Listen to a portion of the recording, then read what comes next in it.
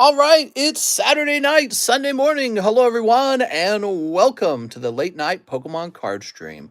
It's me, your host, Mr. Cardconomist. We go live every night of the week. We've been doing that for 3 years, a lot longer than 3 weeks. Let me put this away.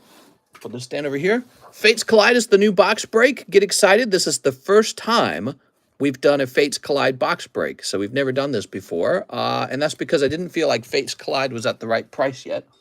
And it is now. Speaking of the right price, I looked into Team Up as a box break, and it is just ridiculously expensive. What's up, Mr. Jorge? How's it going, Timmy's Bellinger? All right, cool. So I am out of penny sleeves. So let me start filling them back up. Penny sleeves. You guys tell me how your day's been. My day's been pretty relaxing. Didn't really do anything. Just kind of watched Game of Thrones. We're comparing it once again to House of the Dragon. We watched episode 2 of House of the Dragon. Once again, it felt absolutely terrible compared to the old Game of Thrones. The old Game of Thrones felt like a story. This other one feels like it's throwing sort of like its political ideas at you. Very, very 2020 kind of, I hate to use the overused word, but it feels like a woke writing team wrote House of the Dragons. I don't enjoy it at all. So I'm watching episode 2 of House of the Dragons. I made it halfway through. I just had to turn it off. I couldn't stand the writing anymore. But Game of Thrones, the original series, is killing it. I cannot believe how good they are at writing characters. I just watched the part where whatever her name is, Daenerys, or the blonde-haired girl who has the dragons, right? I never remember their names, to be honest. She just had her brother with the gold poured over his head and all that, and I was like, that's a strong woman moment. But it didn't feel terrible. There's something about it that felt very good, very sort of like organic, very real. And House of the Dragons gives a completely opposite vibe. There's no story to it. It just starts out with, here are the rules, the patriarchy's bad, women are beat up on, and yeah, it was very frustrating and annoying to watch. Anyways, let's get started with the Pokemons. Look at this, we have the Gengar VMAX. Very nice. Can I get rid of this sticker for a moment? I don't like this sticker. I'll tell you why. Because I did this last year and it's so annoying to look at. Try this again. So set that down. I want a better sticker on this guy. How many spots left, says Matthew? We made some progress yesterday, although I think there's still a decent chunk of spots left. I think there's like 30-something spots left. We are. Here we are. I was doing some research on box prices. My God, boxes are getting so expensive. I gotta watch the last 2 seasons of Game of Thrones, download all seasons back in undergrad. I never got into it. Yeah. Game of Thrones' last 2 seasons were the worst ones, right? And I would argue that was when the writing got very bad for Game of Thrones. And for the same reason that I'm complaining about House of Dragons. Suddenly, the greatest bad guy is political ideologies that are not agreeable to people who are writing the stories for Hollywood. So that is the great evil, and it shows up in their writing, and so it ruins the story, because the story, instead of becoming this natural progression of, let's say, a strong woman, it becomes a sort of like, maybe like a virtue signal of, we assume that, this is good and this is evil, and you have to agree with us or you're bad. You know what I mean? Here we are. It's very annoying. Very, very annoying. Very detectable. I don't want to spoil it, but I think the last thing I remember is a certain someone we thought died is now alive again-ish. In your video description, it says free cards. How do I get these? Haha. What's up, Lincoln? All right, hold on. Let's get this priced up. Yeah, we do some giveaways. We do some every single day, basically, lately. There we go. What's up, man? All right, so there we go. That looks so much nicer. $15. Your odds are 1 in 52 for this Gengar. Really beautiful card. Don't forget to bring a towel. Don't forget to bring a towel. Tata, get out of here. All right, let's count up the Gengar. You ready? 1, 2, 3, 4, 5, 6, 7, 8, 9, 10, 11, 12, 13, 14, 15. So we're only 15 deep, actually. And so that leaves us with 37 spots. Is that right? So about 37 spots left. So we got a while to go to get the Gengar finished. Fates Collide is the new box break. It is a slightly cheaper XY era box. I say slightly because it's all gotten expensive. $17 per spot. XY. Fates Collide. It's a decent set. It's got Umbreon in it. That's why I like it. I have, I think, 2 cases of Fates Collide. and they're aging in my sealed cases collection, you know, like fine wine. Probably so cheap when I bought in. I haven't really tracked their progress and how much they've gone up in price over time, but they've changed. I know they've changed.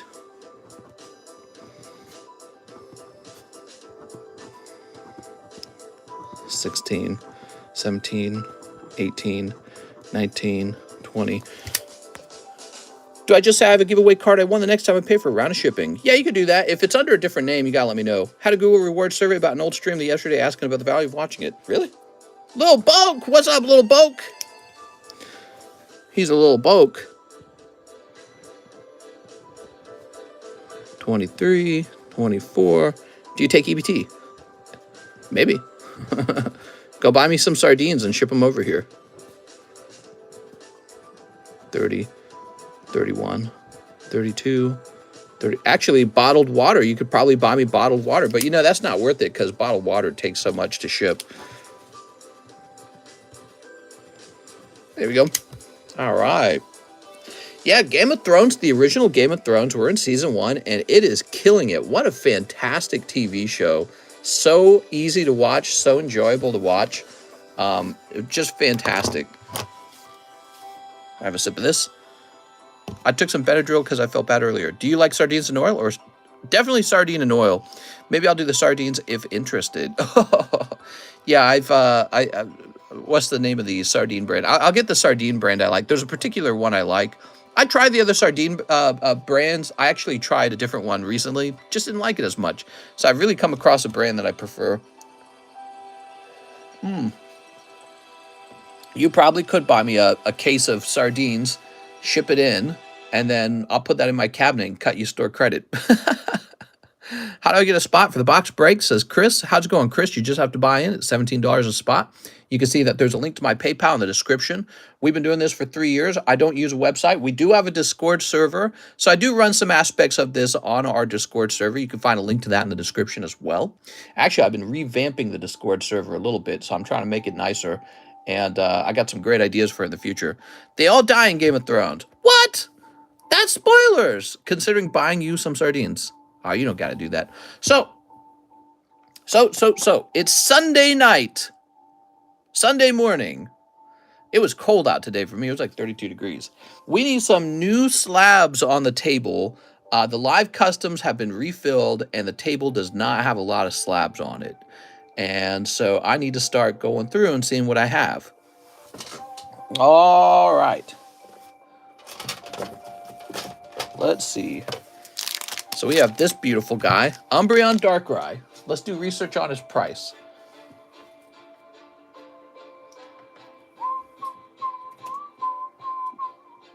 $9.5, $215.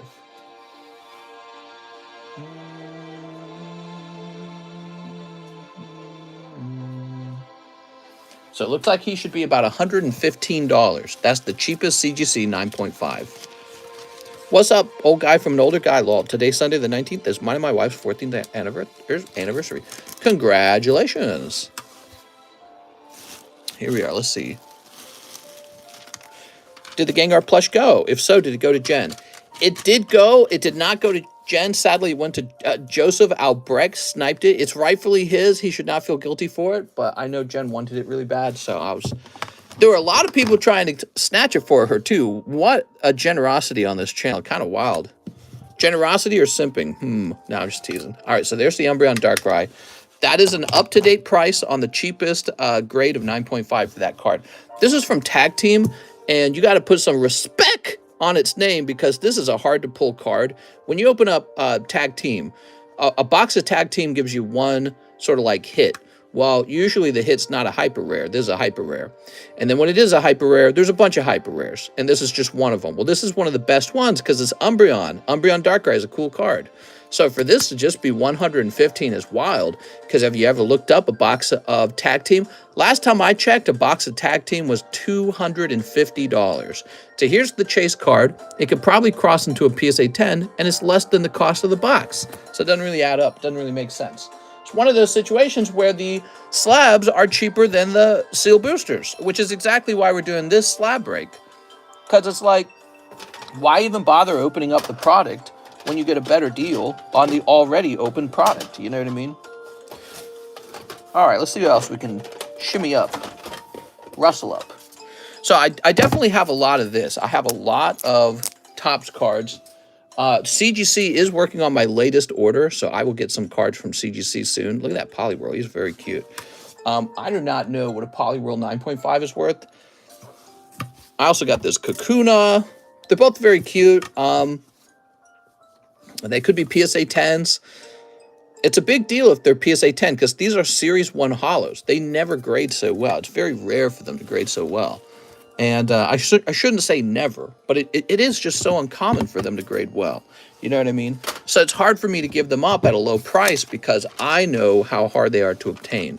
But being hard to obtain and being desirable are two different issues. The market may not want them even if they are hard to obtain. But this is a Kakuna. He's never that rare, is he? And that's a Poliwhirl. So I'm going to make prices that I think are good for you guys. So I'm going to say 57 on this Kakuna. And I'm going to say 57 on this Poliwhirl. Okay, those are my prices. They're already graded. 9.5s are good grades. Oh, ooh, Slowbro. Look at this lovely Slowbro. Sometimes when we stream, we have a little card on sale, basically, right, for fun. The floor price, I should say, for any graded card would probably be the cost of grading. So I will go ahead and make this about $16. What do you think? So this guy for 16, that's fun. What else we got over here? What else we got over here? Oh, okay. These are a couple cool cards. Would you ever do submissions and charge people for it? That's called a middleman service. I used to do that. It's an atrocious business.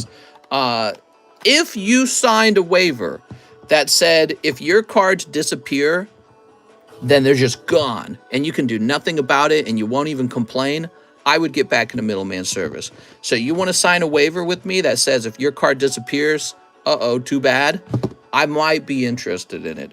There's far too much risk being a middleman service, and so you either have to charge an abhorrent amount of money over the actual cost of grading with the company in order for you to profit and to insure the cards properly, or you need to just tell people who lose their cards in something like, let's say an accident, like USPS loses a box, tell them to just go F themselves. Too bad you don't get your card. So those are the two options. You either way overpay the actual grading cost because I need profit for my time and I need insurance money because I would need to insure every shipment that goes out and I need to return ship it to you, right? Or you give up and you say, all right, if the card gets lost, oops, too bad for me. Neither of those are good. Why don't you just skip all that shit and just send your own cards to PSA? Whoa, that'd be crazy. That'd be wild if you just sent your cards to PSA on your own. Just send your own cards to CGC. You know how much money is saved if you just do that? If you just send your own cards to CGC, you know how much money is saved? Because then there's not a whole extra round of shipping, right? So I used a middleman. It's a terrible business. I don't care who offers it. It's terrible. I will never send my cards off to a middleman service, ever. I will never send my cards off to a middleman service. It is such a stupid and bad idea. And I don't want to offer it as a business. But if I did, I would charge you maybe about $40 per card for CGC. That would be the cost. And I would be grading with the slowest grading method for $40 a card. So that would probably be pretty close to my prices. I do not, and you would sign a waiver that says, if CGC loses my cards, oopsie, they're not mine anymore. So that would be it. That's the only way I'd be interested in middlemaning. It's an atrocious business model. Just send your own cards to the company. You know how easy it is? You just log into the website, you say, here's my card, and then you take your stupid card that looks like this. Okay, hold on. So you just take your stupid card like this, and you mail it to them. They give you all the instructions on their website. It's like a kid could do this, dude. Like a 10-year-old could do this. My siblings could send cards to CGC when they were young, I guess. So it's not complicated. You're paying me to do data entry, basically. Anyone can do it. It's not complicated. And it's so much cheaper if you don't pay middleman people to do it for you. But not just that, middleman guys don't treat your cards the way you would treat your cards. Middleman guy, he's got all these other people he's taking care of. He might lose your card. He might bend your card. He might drop it. He might steal it. Have you ever thought of that? Have you ever thought a middleman guy might steal your card? So it's just a very stupid business model that shouldn't exist. The only reason middleman exists is because there's people out there who won't take the 10 minutes to learn how to send their own cards off. That's the whole business model. The whole business model is there's a group of people that won't take 10 minutes to learn how to grade or send their cards to CGC, PSA, BGS. It's all the same, by the way. It's all the same. You're just mailing your cards over to a company and signing your credit card up, and then they charge you for it. It's like 3 steps, guys. I do it all day long. It's very easy. So it's the easiest thing you've ever done, but you double pay a guy to do it for you, and then he doesn't do it as nicely as you. He might lose your cards. He might swap your cards out with his cards. He might steal from you. All kinds of things can go wrong. And then one package gets lost. UPS loses it. USPS loses it. And he's in the shitter. The middleman's in the shitter. He is so effed at that point, because how's he going to replace them? A whole case of cards are just gone. That's like $10,000. You think he's just got 10,000 spare dollars for you to lay around? There goes all his profits. He made no profit. He lost money. So no, I don't want a middleman. Anyone with a brain should not want to run a middleman service. Even the biggest middleman service was kicked out by PSA. PSA fired them and said, we won't do business. That was like Ludwin's or something like that. There was another, like Gem Min, or I don't remember their names. They quit. I used to do it. I quit. Middleman service is a joke. It exists only because there's a large group of people unwilling to learn how to grade their own cards. And it's so easy. It's so easy. Anyways, that's my large rant. Let's go ahead and price these up. You should never use a middleman. I would never use a middleman. You should never use them. You should always ship your own cards. The only people who should be trusted to touch your cards are you and the grading company. You're the only ones who should touch your cards. No one else should have a chance to touch your cards. Very bad idea. What would you say the chase card in English team-up is? Oh, definitely the Latios Heart card. PSA has another middleman group handling the fallout of the last middleman group. Yeah, sure. I mean, I believe it, man, because it was probably such a disaster when it occurred. Yeah, so there was a very large middleman group in the past, guys, and it failed. PSA fired them. PSA said, we won't do business with these guys anymore. Every large middleman group that has ever existed has failed. And that's because the moment something goes wrong, tens of thousands of dollars go missing. And it's a disaster. So you're either way overpaying for insurance for somebody to do something that you should have done, or you have like a cutthroat business model where if the cards go missing, that's the end of the fun, you know, because the business can't cover it the moment they go missing. Hey, Mister, I saw your Umbreons and I'm jealous. I really want one. Did PSA ever respond about the old submission? Yes, they did, actually. I have now been given a phone number to their team or whatever, and I was told to give them a call. So I received an email saying, here's my number. It's like a personal number, and I'm meant to call them, okay? All right, let's get these priced up, man. All right, so this is a CGC 9.5, number 72. Yeah, I got out of middleman service because it is terrible. And honestly, I feel much better now that I don't do middleman service. It was such a horrible job to do. There's nothing about it that was fun. And there was so much danger involved. You know, because it's kind of like a data entry job. What if I accidentally call your card? Let's say I have a big database with everyone's cards and the owner in it. What if in the database, I'm off by one, and then I don't know whose effing card is whose? That's how dangerous of a game it was. Your database could go missing, and then you really wouldn't know whose card is whose. There's no way to tell. There's just so much that can go wrong. When I was doing middleman, somebody would just pop up and they'd be like, where's my card? And I'd be like, what are you talking about? And they'd be like, I sent you a card and you didn't submit it. I'm not in the submission list. And my hair would just turn gray trying to figure out what the F happened. I don't know where your card is. You sent me a card. I got no clue. Maybe I submitted it and I didn't write it down properly. Maybe I submitted it and I wrote it down under the wrong name. You know what I mean? It was terrible. There was nothing about it that was redeemable or good. And no one should do middleman services It's such a bad business. It's just the fact that the business really only exists because people won't take 2 seconds to learn how to submit their own card. You know what I mean? Wow, is this card really expensive? It's so weird because I thought the PSA 10s were kind of cheap. Hold on. This is Houndoom. You just go learn how to do your own card, guy. You go on their website. They tell you. They give you all the information. It's not like hidden. All right, so the PSA 9 is a lot cheaper than CGC 9. So this is going to be like 40 bucks. It's actually really cheap. Mister, I hate CGC. I hate the blue label. How the grade number is slightly off center. I don't mind them at all. Inside of the case, it's the same Pokemon. Here's Gengar.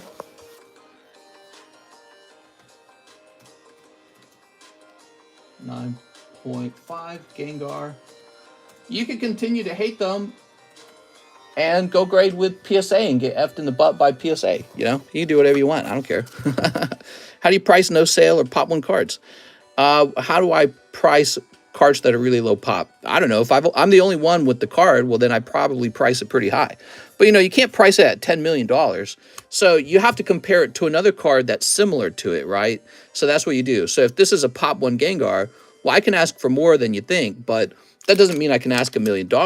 So I have to compare it to other desirable Gengars and be like, all right, so I'm going to go a little above that because mine's pop one, right? Here's a better question. Why are you selling a pop one card when you want to hold it? Chris, you can buy all the packs you can pay. Look at this. Delphox. Whoa. Delphox. Abyss. If you're serious about being in this hobby, don't let anyone else submit your cards for you, man. You got to submit them yourself. It's a key skill. You got to be able to grade your own cards, man. Lovely. All right, there we go. We got a couple new cards up on this table. We'll add some more as time goes by. Let's take a quick look at the orders coming in. It is Saturday night. It might be busy. Dennis Manieri says shipping for 10 TCCG Merlin Slabs. And 30 mail-in grades. Will the Merlin packs fit in the TCCG slabs? Okay, I'm really confused, Dennis. Dennis Manieri. Oh, you're saying you had them graded in the past and now you have 10 slabs. All right. So shipping for 10 TCCG Merlin slabs and for 30 mail-in grades? Will the Merlin packs fit in TCCG slabs? The Merlin packs will not fit into TCCG slabs. There's a part I don't understand. I don't understand why you say 30 mail-in grades. Are you mailing in 30 grades? All right, so I tell you what I'll do, Dennis. I'm going to create a shipping label for you for your slabs.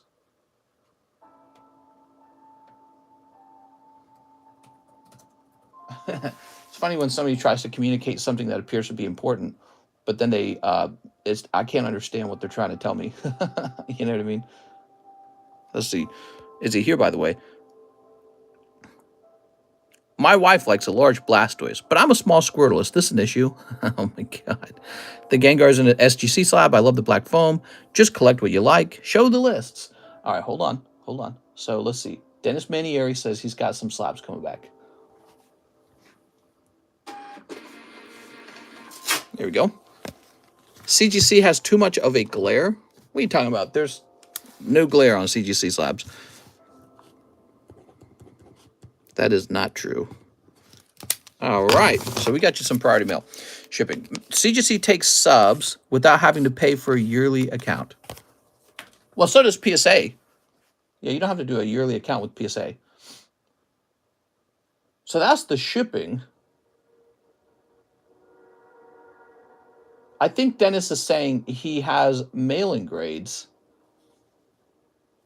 and he wants them shipped back. Is that what you're saying, Dennis? Let me go over to your, let me go over to Christy, Jonathan, Joseph. Oh, here we are. So paid for 20 bulk 10 express, Dennis Manieri. Okay. Very interesting. I don't think those other ones are done, Dennis. Yeah, the bulk ones are not done yet. All right, Jonathan Emmons says 1 V-Star Japanese. Let's get moving. Wait, PSA does that too? WTF? Why am I paying for the yearly then? Well, if you pay for the yearly, I think they offer, I think they'll sometimes offer like a special low price. CGC label gives me 90s Microsoft World vibes. You're all wrong. The CGC label's fine. CGC slabs are the arguably the best slabs in the market right now. See these slabs? These are the strongest slabs in the market as far as I'm concerned. They're stronger than any other slab right now. They're crystal clear. There's no glare. I don't know what he's talking about. The glare is no different than any slab. All slabs have a glare. They are the cleanest slab easily. So like if you have a PSA slab and you look at it carefully under the light, it'll have like these lines in the plastic. Very fine, but they're there. This is the most clear slab easily. It's like very polished. The label, I don't give an F about the label. Like, I don't know why you guys care so much. Like, what's the big deal? All I care about is this number. This is the important part because what I'm buying is this. But in terms of the actual plastic, they have the best plastic. Better than all of them. Here we are. So I don't know what the complaint is. My complaint with CGC is the 9.5 grade. So this really irritates me because some of these might have been PSA 9s, but I'm guessing a lot of these would have been PSA 10 gem mints. That's what I'm guessing. So they give out this 9.5.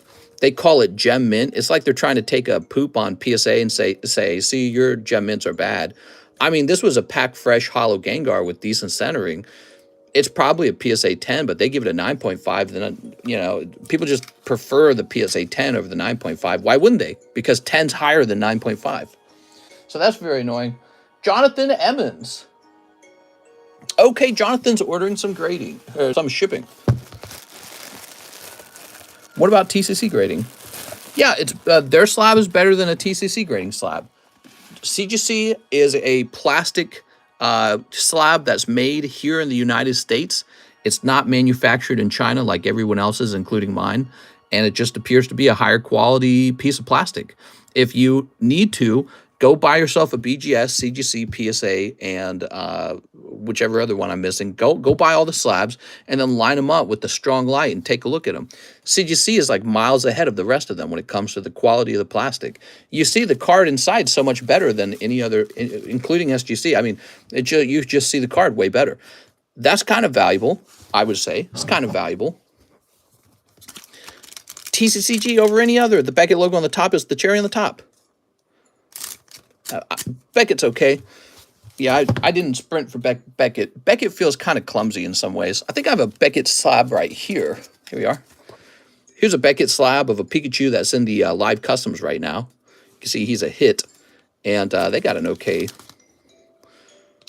They're real thick. Yeah, they're all right. Yeah, they're okay. This is the other wide slab, so these are about equally, no, SGC is slightly wider. You know, it's weird. I can't say one's better than the other. I can't say that I like Beckett better. I don't care, though. My stance is I don't care. The label is not what I'm buying. Who cares about the label, guys? You are buying a Pokemon card. That is all. You're buying a Pokemon card. You're not buying the Beckett label. You're buying the card inside and the grade. That's what you're truly buying. Because you can cross-grade to any slab. So it does not matter which slab you or which label you have. It's less important than the actual grade. All right, Jonathan Emmons. Mr. Jonathan.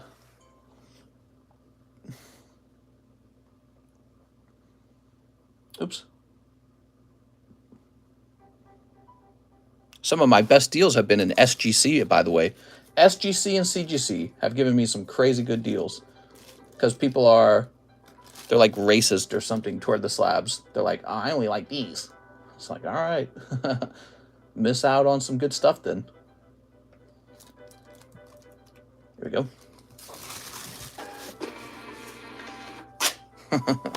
Mr. Stop spilling the secrets. Yeah. So you get the exact same card, cheaper, in someone else's slab. I mean, sometimes like a lot cheaper, sometimes hundreds of dollars cheaper. I like comic CGC grades, but don't look for good cards. PSA is strongest database, and that's what's most important. Well, for now they do. I think that they will slowly lose that monopoly. So everything that was already graded by PSA, that's fantastic.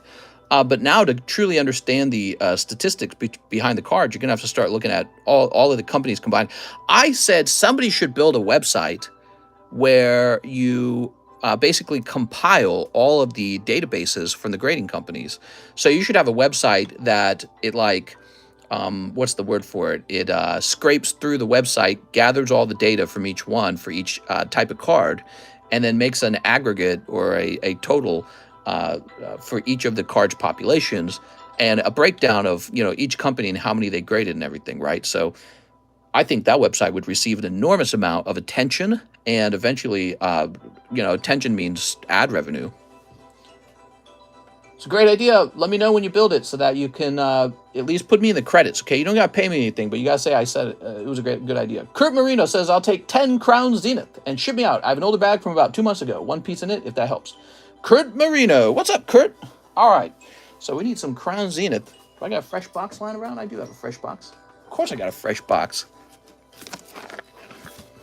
Here we are. You like this more than politics? All right, guys, let's talk politics. Mister, you should come to Australia, mate, and buy all the Australian graded 10s, then go back to America and grade them with PSA, and they all get 10s. Then you make thousands. Oh, oi! Politics when, mister? Yeah, come on, guys. What do you want to talk about? I say we talk about abortion and feminism. This is Kurt Marino. Women shouldn't be allowed to have abortions. Do you think the graded Topps Holo Pokemon cards value will go up? I do think they will go up because they are not that common. I think we're currently in sort of like a time period where Topps is being opened, and eventually there's going to be no more left to open. Right, like if you look on my menu, you can see that you can still open Topps the movie in good quality condition for like 80 bucks. When that's like $300, I think you will definitely see the price of those graded slabs rise. And it's going to take a while for people to appreciate how hard they are to grade. But also, I think people have to learn to appreciate how attractive they are. So if you've never held a Topps Holo card, you don't know how nice it is. Yeah, it'll take a while. I think that the number of people who are nostalgic for the Topps cards isn't that big. It's kind of niche. But I think that there's a thing going on where people who never opened it are now opening it for the first time. This is a concept I have with the card collecting hobby. So there are people who are experiencing Cardos Pocket Monster for the first time. They're experiencing Topps cards for the first time. They're experiencing Hasbro battle coins for the first time. And so what happens is now it's almost like a modern set, and you just experienced it. And so 10 years down the road, then you're going to be nostalgic for all those things I mentioned, Cardos, Topps, the coins. You're going to be like, oh, yeah, I remember those things. So I think it grows on you. The other problem is eventually you are looking for something new to collect, and voila, it ends up being some niche, odd thing that you never would have thought you were going to collect. You'd be like, man, I need something new. And you'd be like, oh, maybe I'll get into Topps. Here we are. I bought my first Poke Cardos recently. Very cool. Yeah, they're very cool. I like them a lot. I bought a card today, and it was this one. I'll show you, because I bought another one. The seller made me a deal. I bought my second one of these. It's a Cubone Misty card. Very cute, right? Cubone Misty. That's a Cardos vending card from 1998. PSA says that it's a Pop 8 card. Just 8 in the population. My friend owed me a $100. He gave me a Taco Bell gift card worth $100. Don't know if I should talk to him anymore. I like that Misty. Yeah, Misty's wearing a Nurse Joy outfit, and she's holding a crying Cubone. It's just a very uncommon scene. I don't think I've ever seen that scene before. I have that raw Cool Beans. Cardos anime is best. Avoid the foils. Most are Chinese knockoffs. Yeah, I've heard about that. Some people try to sell the foil version, and they say that, oh, yeah, well, oh, it was a prize or something like that.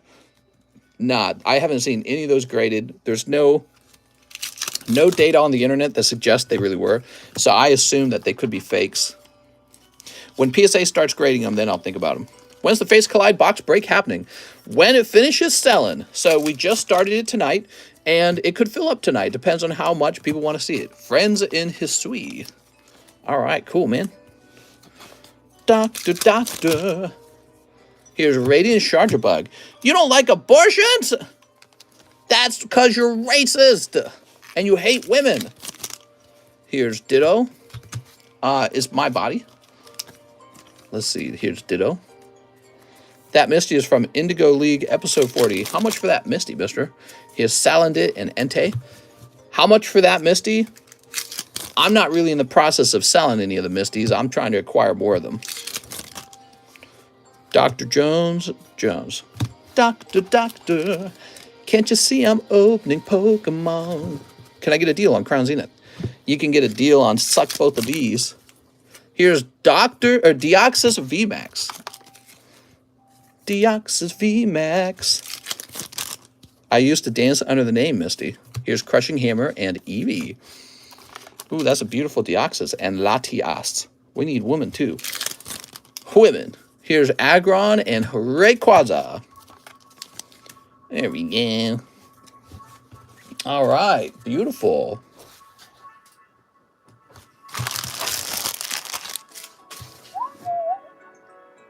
So that was for our friend Kurt Marino. I thought it was a pretty good round. What do you guys think? You think that was a good round? Damn, dude. Damn. All right, Kurt. Great job. Let's find us back. So you said about 2 months ago. Doctor. Can't you see I'm hurting? Oh, doctor. Doctor. I'm going to need a prostate examination. There we go. When do men start getting prostate exams? I turned 34 in April. I can't wait to get my first prostate exam. Kurt Marino. Here we are.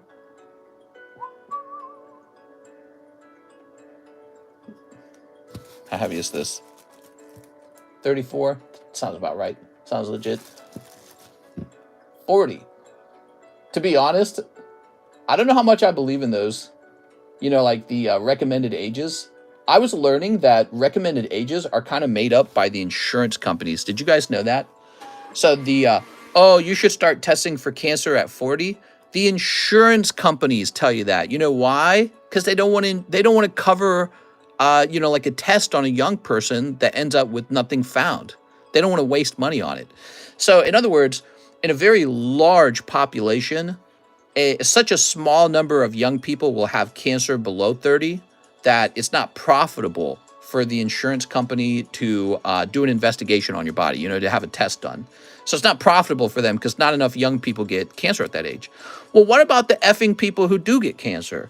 Who cares if they're not profitable for the insurance companies? What a scam, dude. Like, go get tested. If you have any kind of issues, just go get tested. But, the doctor will tell you, well, you're kind of young. Tell the doctor he can shove it up his butt. Tell the insurance companies they can die. Tell them they can get cancer. Yeah, so they come up with those numbers because they don't want too many young people requesting service, because then the insurance company would have to pay for that service. Don't want anything in my bum. There we go. Wow, if we had to pay for all the young people to get tested for cancer, that would cost us a lot of money. Well, we recommend they don't go until they're 40. How about young people at the age of 30 who get cancer then? All right, Mr. Octavio, 2 spots and fates collide.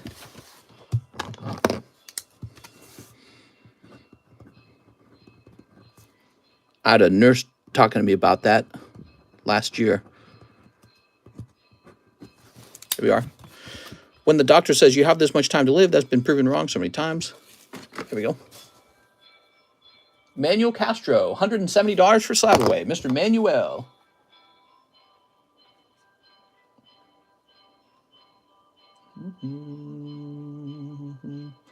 So here you have a Mew, and you just sent 170, so 170 remains.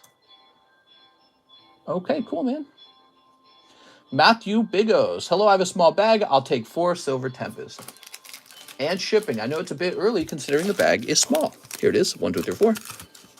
I'm excited for my grandma. What? All right. Mister, any new game reviews? No, I haven't played any new games. In your opinion, do 9.5 CGC and BGS Labs cross over to PSA 10 usually? I have not done a lot of crossing over, so I have no strong opinion on it. I have heard that they do. That is it. Lower the chance of sleep paralysis. Drink the blood of children before you go to sleep. Here's Reggie Lecky. Ooh. Say I'm sorry. I'm sorry. Unidentified fossil. Are these cards gender neutral? Yeah, you better not assume they're gender. Or you're going to be in a lot of trouble. You didn't flick the packs on that one. Matthew Bigos. Okay, Matthew. Oh, he's right here. Matthew Bigos. Found him right away. Talk about Trump. Woo, boy, I love Donald Trump. He's the best. Donald Trump, save us. Had to trigger a lot of people quickly. Matthew Bigos. Has he been in the news? He was in the news. He was in the news. He was in the news because he was saying he was going to get arrested, wasn't he? Yeah, he was in the news because he was saying he was going to get arrested on like Tuesday or something like that. I think it was something in relation to his breaking like some sort of legal stuff with Stormy Daniels. Some sort of fraud or something like that. Finally catching up with him.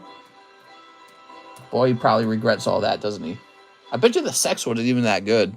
But it was terrible. There we go. He had sex with a woman. It's a scandal. Okay, let me get my email. Mr. Matthews, I got your email. That's where the tracking's going to go. That's horrible. I would never have sex with her. He has sex with a porn star, man. I wonder what kind of crazy stuff billionaires do. You ever think about that, guys? Billionaires must do everything, right? I bet you billionaires do everything. I bet you they host wild orgy parties. I mean, there must be a point where you're so rich, there's nothing else to do, right? Like, you must get bored, right? That was the premise of the story, not the story, the scary movies, and they were called, where the people pay to torture people in like Germany or something, like Hostel. It was you guys remember those scary movies? It was called Hostel, and it was kind of popular for a little while because it was such a novel idea. But it was like in Europe, there were like these ultra rich people who would go to Europe and pay to get to torture some kidnapped person because super rich people are so bored that they enjoy torturing people or something like that. You know what I mean? And it's like, oh man, there's got to be a little bit of truth to that. There's got to be a little bit of truth. What do you do when you've got everything? Something. When you've got everything. They're probably into kinky stuff. That's right. I wonder if you find out rich people... Wait, I'm going to look it up. I'm going to Google it. We got Google right here. Do rich people have kinkier sex?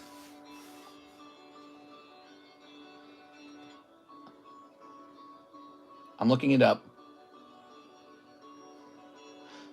Threesome app reveals that its kinkiest customers tend to be stinking rich. Wow.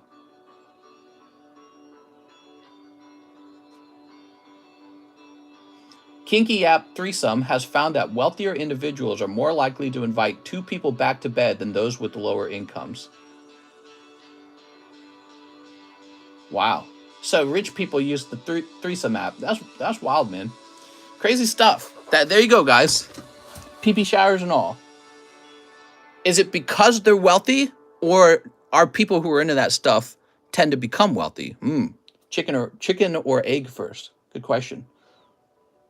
Okay, next up we have Brooks Bellinger. What do you guys think? Do you think people who are super kinky end up getting wealthy because they have crazy brains? Or do you think rich people just find it easier to have kinky? I bet you it's a little bit of both. Brooks Bellinger says, one Star Wars Weiss. Here we are. Chicken or fish? Which came first?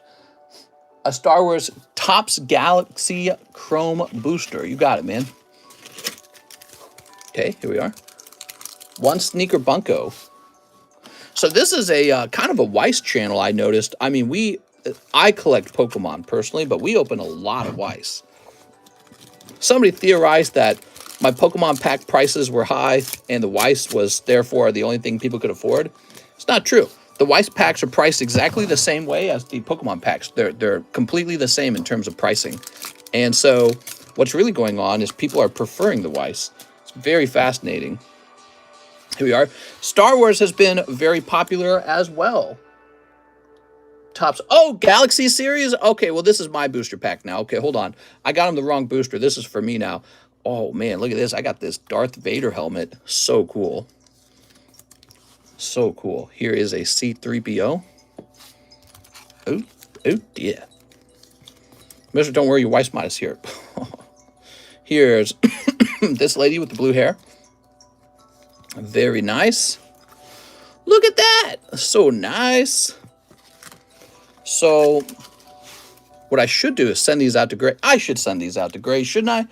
I don't have any Star Wars graded, right? I need to get some Star Wars graded. So people can be like, oh, Star Wars slab. We'll see if there's demand for Star Wars slabs. What do you guys think, huh? And if there isn't, I'll just give them away. I feel like WEISS has good quality for cheap, plus a chance to get a crazy expensive hit, even raw. Put them in the Pokebras.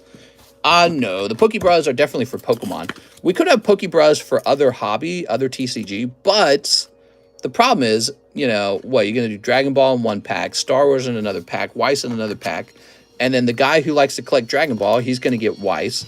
The guy who likes WEISS is going to get Dragon Ball. You know what I mean? It's not going to work out. So other TCG for Pokebras doesn't really work. I toss them in as free pulls from time to time, though.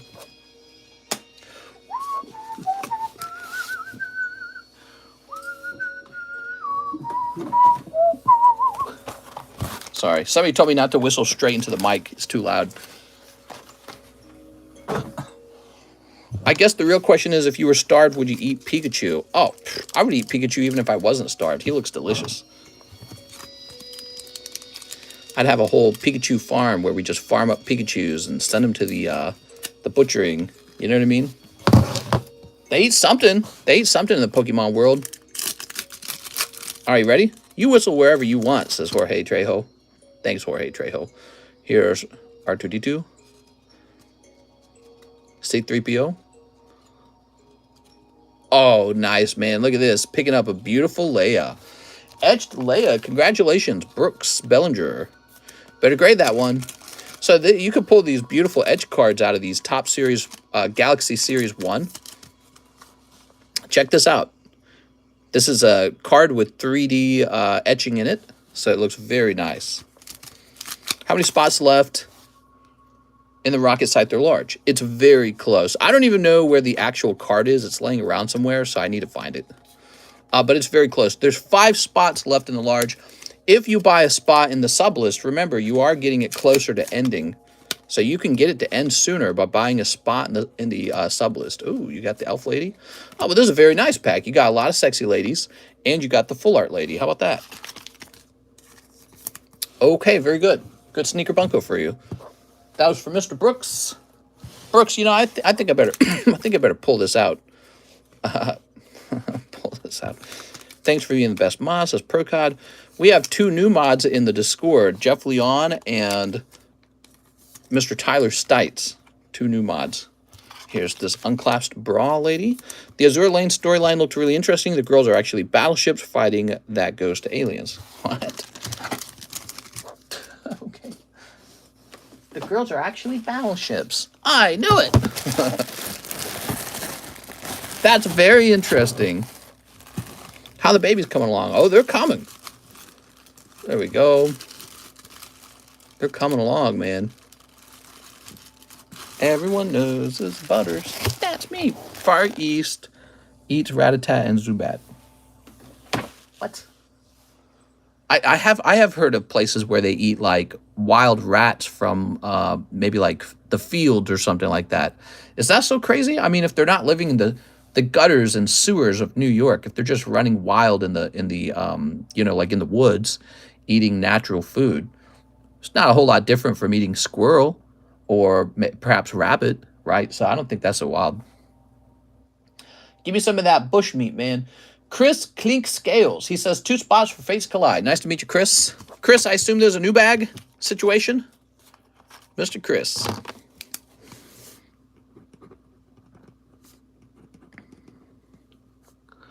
Clink scales. And I'll put you down as new bag. There we go. 4 spots fulfilled. Completed. Daniel Clausen, small bag for Resurgence of Power. Resurgence of Power, huh?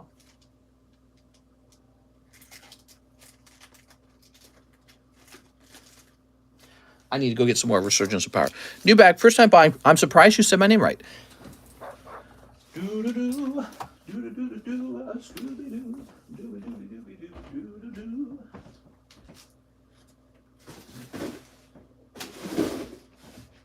Let's see.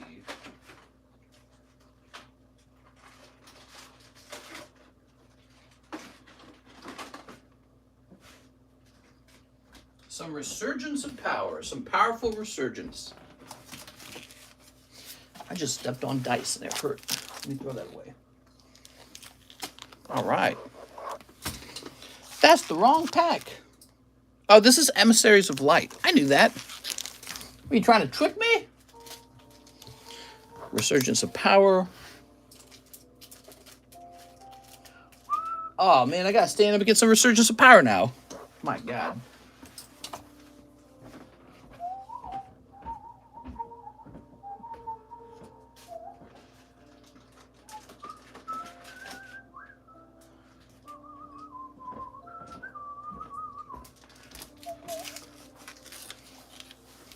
All right. I'm here. Boop. All right. So, I'm going to sip of my tea again. I don't feel like coughing so much today. That's nice, huh? Daniel Clausen. Sleep. I bet it's allergies. I bet you my booty cheeks that it's just allergies. Hello, the Cool Economist. Oh, the Cool Economist, you say. The Cool Economist. Here's Lean. It's Len. How many of you guys think I'm actually the Cool Economist? Vote now. Didn't want to jinx it. Speaking of which, I'm going to cough right now. And there we are. Here's Iris. Donald Trump's favorite song, Iris. You're the coolest. Economist. Here's Arciella. I'm Arciella. Won't know what it is if you don't go to the doctor. I think I'm going to be okay. I think it is just allergies. Would you prefer the cringe economist?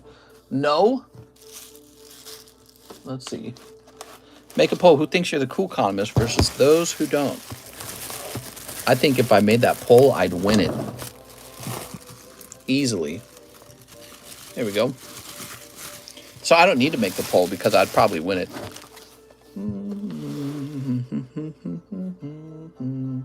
Daniel says shipping. It's my birthday. There you go. All right.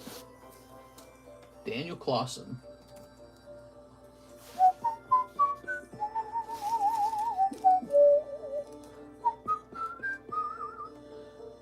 Okay, very nice. Thank you so much, Daniel. Appreciate it. Almost 200 watching. That's awesome. I think it's awesome too. Yippee! I think that's awesome. What do you guys think?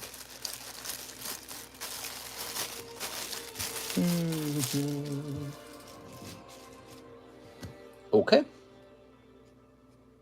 Very good. We need to check ZELLE now. Eric, Eric Lopez. Please bulk grade my old maid Pikachu. Eric Lopez. Anything for my bestie, Mr. Eric. Eric Lovato. Eric J. Lopez. All right.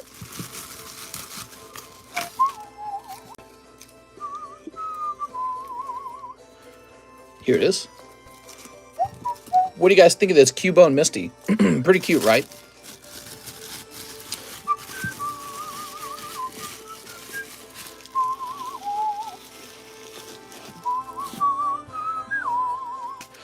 LMAO, cough economist. Always coughing. Look at that Pinky Chew. Look at that Pinky Chew. So how many of you guys have not poured every single one of your dollars into some kind of Pokemon product this week? Raise your hand. Whoa! Eric J. Lopez. If you're collecting something other than Pokemon, what is it? I'm curious. If you're collecting something other than Pokemon, what are you collecting? I've got some of those Cardos vending stickers, but they're peeled. Peeled? Peeled like an orange. Okay, here's Jigglypuff Pristine. This is the Gengar VMAX with the 1 in 52 odds of being pulled. Graded 10. Beautiful. It is a Gengar. Here's Giratina V-Star. Zubat. Zubat. Slowbro. I collect videos of Mr. Barking. Rawr, rawr, rawr, rawr. Did you get my shipping order? Did you get my shipping order? Yes. Who's this? You can't just say that because I don't know who you are, right? So I don't have your YouTube names memorized. You got to say my name is blank. Did you get my shipping order? All right. Eric J. Lopez is done. Okay, so Daniel's done. And now it's on to Jennifer Yap, paying off my SLAB-AWAY. Please ban me from future live customs. I know I will try. All right, it sounds good, Jen. But seriously, Jen, it's all about self-control, Jen. I tell you what, Jen, I just won't tell you that there's a Gengar plushie or not in the live customs. How about that? Because, well, I tell you what, I just won't put him in there. Wink, okay? So, Tyler D says, sleeve your code cards. Was that the guy who was spamming? We have not gotten to Tyler Davis yet, okay? So I don't think I've received a Tyler Davis order for shipping, but I'm sure we will. But right now we have a Jennifer Yap order. Miss Jen. Yeah, Jen, I mean, the live customs, ultimately, they're a form of gambling. All booster pack opening is gambling. Some people come here just to do that. They just want to gamble. And some people want to just go straight to buying the card. So if you were to take a cute card like 9.5 Rainbow Teamwork and just buy it directly, there's no gambling involved. You just pay the fair price. What's crazy is if I put this in the live customs, it would be 7 spots at $20 a spot. So when people buy into the live customs, they feel like maybe they're going to get a better deal on it. But that's only if somebody else gets unlucky. And so if you think about that in the long term, your luck is going to average out, and it's pretty much the same as if you just bought the slabs that you wanted. But yeah, I mean, it's not going to stop people from doing it. People, people play the lottery. People really like that. All right, so $100 leaves you with $275 remaining. Thank you, Jennifer. Patrick Grieve, 1 spot and Fates Collide. You will not be the last person to be burned by the live customs. They are crazy. Very popular.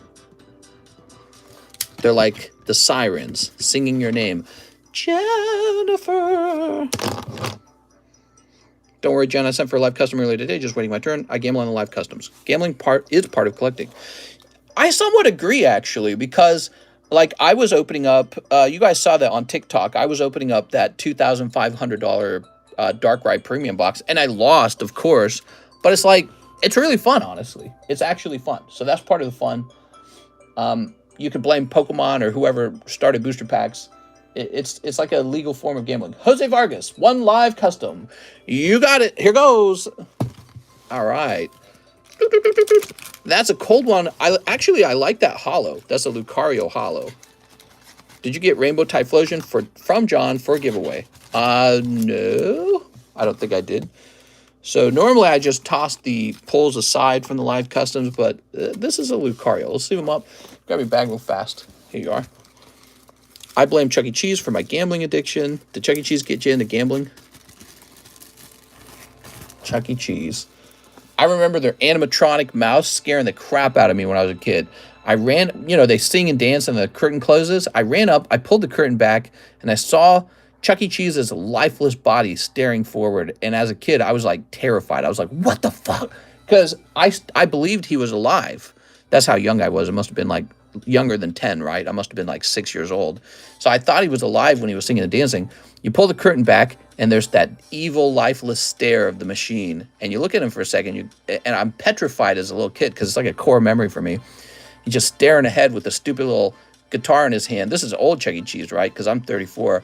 And it was just like pure evil. And that's how the whole, Five Nights at Freddy's got spawned, because I wasn't the only one to experience that. A lot of people my age were freaked out by Chuck E. Cheese when they saw his lifeless body. Austin Newsom. Tell you what, let me go ahead and have a cough drop here as well. He is real. Okay. Yeah, so Chuck E. Cheese is terrifying. All right, we're having a cough drop. Austin Newsom, one Pixar. Mr. Austin. Mr. Austin. One Merlin sticker. Terrifying. When was the birthday? Well, I'll be 34 in like 2 weeks. I'm not 34 yet.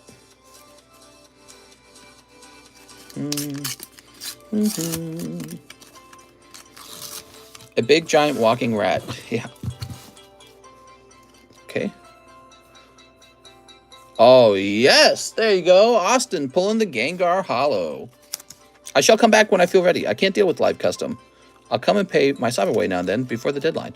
No problem, Jen. Well, like I always say, just hang out with us. A lot of people just hang out. They don't necessarily buy. They like to see the hits. They like to talk about stuff. Here we are. Have fun gambling. Oh, we will. Okay, Mr. Austin. Steve. There we go. I lurk, says Jorge Trejo. Okay, that's a hollow. That's the doggy. Mister, do you still sell evolutions as single packs? Back in the day I did. I have currently stopped, as I am on my last box of evolutions without opening a new case. Okay, need a bag, says Austin Newsom. I sent for another live custom just now. No problem, man. Well, unfortunately, I have to very carefully open them in order. So your new order is now at the back of the queue. I can't let you jump the line because the outcome of the live customs is determined on the line. So what you're hoping for is by the time it's your turn, that a hit gets shuffled to the front. All right.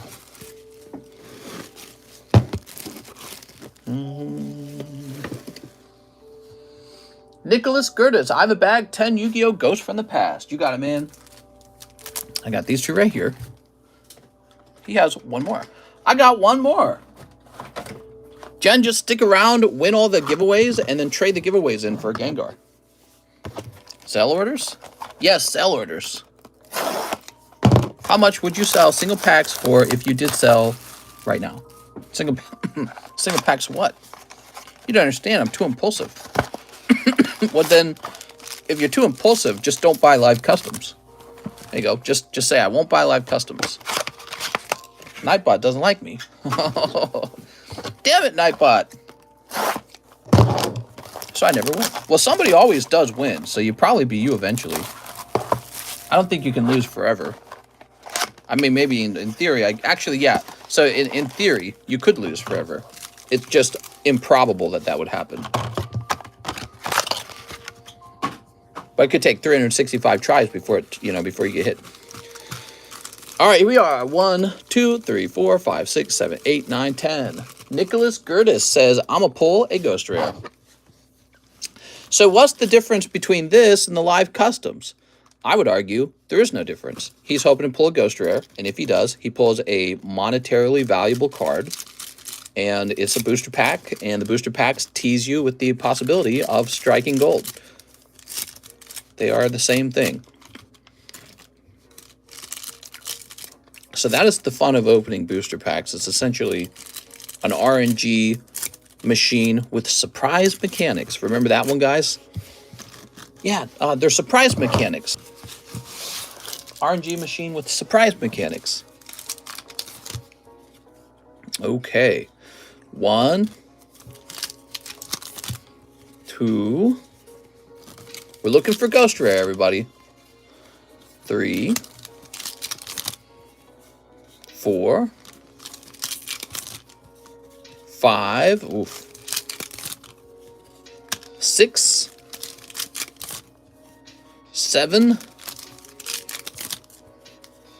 8, 9,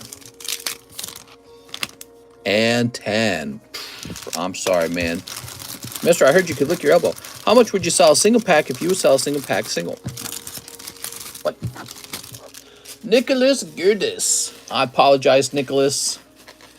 This is when people go crazy and they start going super deep because they think, well, I've gone this deep. The hit must be right around the corner now.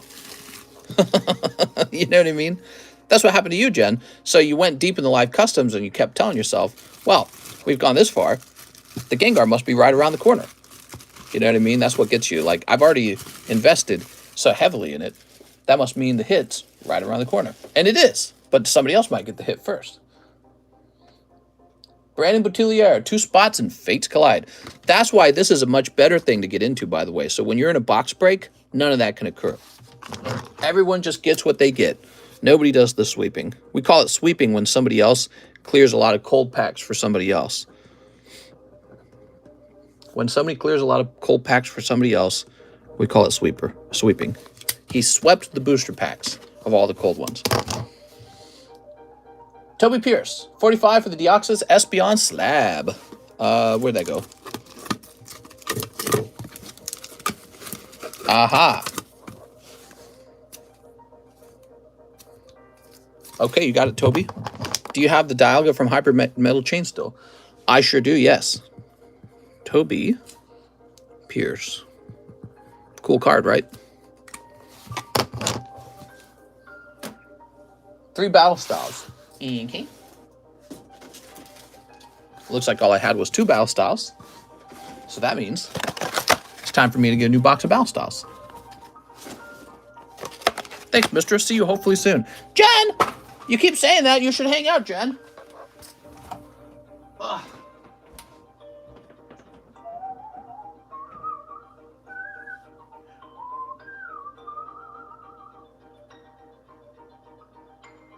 Where's my battle styles?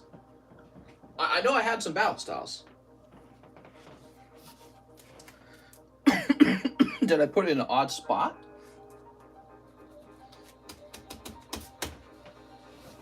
Oh no. I know I have battle styles, but I don't see them. Oh no. We can't have this. This is no good.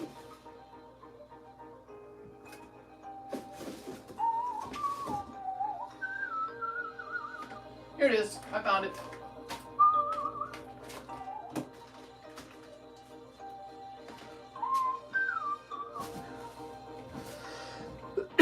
Oh man, dying over here. I'm back. Whoa. The cold is fogging up my glasses. How much does the Sleepy Tyranitar go for now? I have 2. It goes for 2 smoochies. Smooch.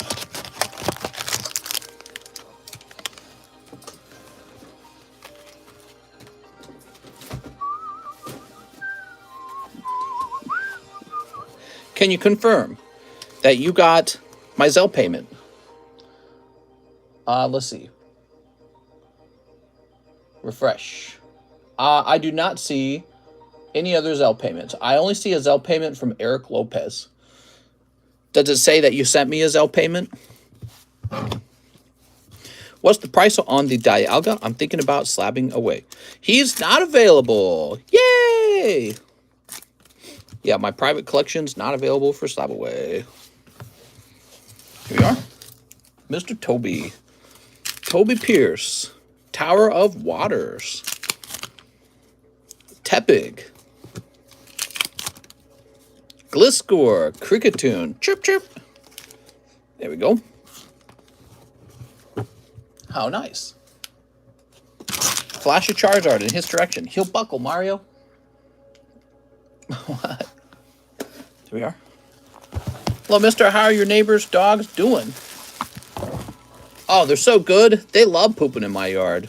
We get along great. My wife told me the other day that the dogs came over in our yard and took a poop. Yep. It's that old man, man. There's an old man who lives a couple houses down the street. He just lets his dogs wander around like all the time.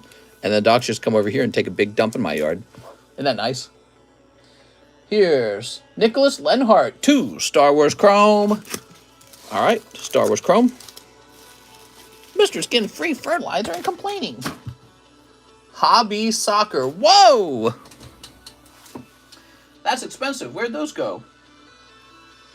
I think Hobby Soccer is in my closet. I'll be right back.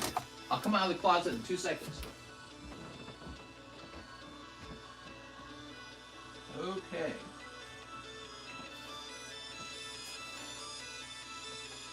Here we are.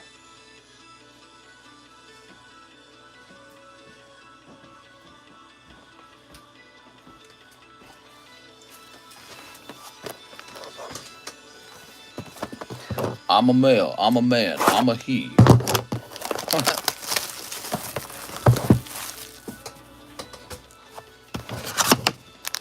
Oh, baby. Oh, baby, a triple! Can you spray apple cider vinegar around your grass? I can spray some bullets around my grass. How about them diggy dogs get out of here?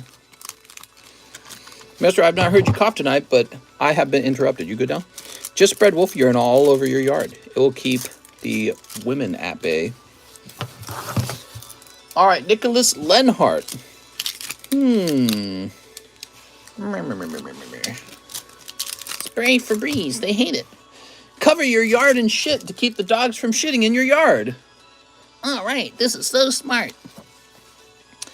I'll do that so that the old man can keep letting his dogs wander around the yards illegally. What he's doing is illegal. He's not allowed to do that. Whoa, out of 75. The bounty hunters.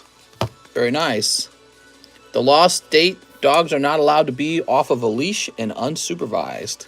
But he don't care about the laws because he's an old man. No answer. Typical mister. He's probably got some kind of money. Sue him. No, I don't think he does. Spray alpha pee everywhere. That way, I'll have tons of pee in my yard. Okay. Over there, I think, he's saying. Oh, this looks like a good pack. Oh, it's looking like a good pack, man. We got Ayla Sakura. Poop on the dog to assert dominance. Sue him for his dog. Here is an out of 150 Clatunian boss. If the dogs are pooping in your yard, just poop on their yard. This'll teach them. This'll teach these doggies. Take a poop on my yard. Okay.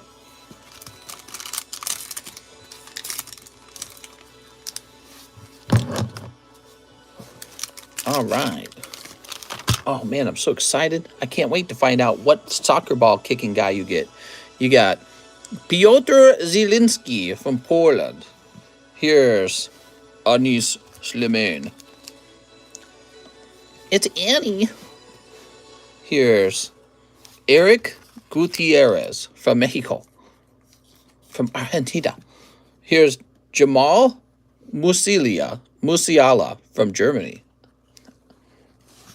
Here's Tom Rogic from Australia, mate. I'm Australian. Here's Bamba Dieng. I don't know. From Senegal. Hold on. He gets a sleeve. He's a rookie. Challenge him to a Yu-Gi-Oh deal. Okay, and then Giovanni Reina. Giovanni, that sounds like an Italian name. Okay. I invite you into my home. I introduce you to my family. Here's Weston McKenney. Ah, yes, Mr. McKenney from the prestigious Ireland. Oh, is that numbered? Nope, not numbered. That's your rare card. And Christian Eriksen from Denmark. And Kasper Schmeichel. Askew was asking if you did his order. I don't know. Did I? I don't know his name. I don't know his. You got to tell me the PayPal name. We got an Argentina. Lucas Martinez Cuarta. Here we are. I'm going to Argentina, man. I hear the cost of living over there is very good. Take all my United States dollar bills with me and retire young. Erickson died on the pitch but was resuscitated to life. There we go. Dave the Real Rave. Very nice, says Ruben. He had a fat order, a box of Crystal Revenge. I have not done that order. All right, that was for our friend Nicholas Lenhart. Mr. Nick, if you guys want to express your order for $10, I'll let you jump the line. That does not work on live customs, mind you. Okay, so he says I have an old bag. Nicholas Lenhart. Well, Nicholas, let's start digging for it. How old of an old bag? Not like a year old, right? How much for the biggest smoochie? Smooch. Certainly not a year old. There's a Larson. Okay. And Gerdus, Burke, Weeg, Stop. Ah, here we are. It is a very old bag. Here it is. That is a very old bag. In fact, we have a Noah Ducote bag, and that is expired. Expired last month. Oh, this ain't that old. It's from 9. That's not that old. All right. How should we do this, huh? Mister, never call her an old bag. If you want to live, you never call her an old bag, guys. Cool. It's Razor says snipe mode. He's in snipe mode, bro.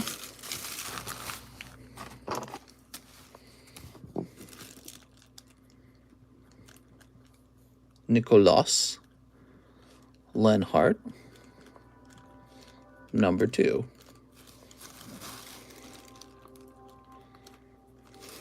Okay, cool. That has been updated. Snipe alert! What are you talking about? Very good. Thank you, Nicholas. We have a Chris Clink scale. 6 packs of Japanese Lost Abyss. Lost Abyss. 1, 2, 3, 4, 5, 6. All right, here goes.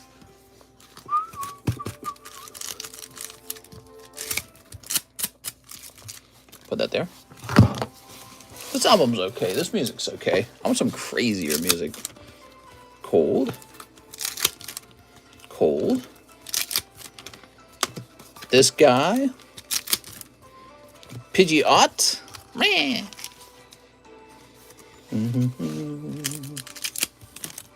Cold. Do, do, do, do. Mister, just tell the dog gar far far far far far far far far far far far far for Do you have one, and do you think I should get it? The what? Neo 2 Japanese Charizard? What, is that like the reverse holo promo? I wouldn't buy that. There's like 1 million of them. The reason he's cheap is because there's too many of them. All right, Chris. Chris Clink Scales. Oh, you're getting a new bag. That's what's going on. How sticky is Tops 2? It's sticky. That's why it's $40. Did you get my order for ship out? If you are Tyler Davis, I have not received a Tyler Davis yet. Chris Clink Scales. 3.23. I sent $108, $10 to skip the line, 6 Hollow Live, 2 Realm of the God, 4 Silver Tempest. Couldn't write it on a note. Oh. Give me a moment. So the next order would have been Tyler Davis. Yeah, all you had to do, Tyler, was wait. So it was going to be your turn next. It says you waited 40 minutes. So that was the current wait time, everybody. It was a 40-minute wait. Sometimes we get a line. happens. Lately, I've been pretty good at keeping the line short. Sometimes demand's just really high. All right, now give me a minute. I'm logging into Bank of America because I don't see that order. Is that, who was it that said that? Piasu? Okay, give me a minute. That sounds like Chandelier. Is that Chandelier? Let's see.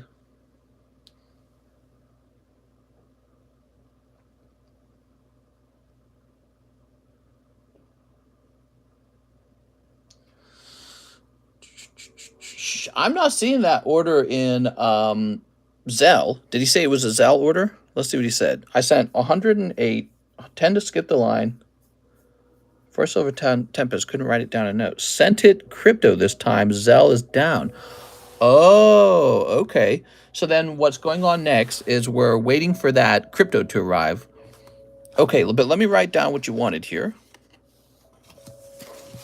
So it was 6 Hollow Live.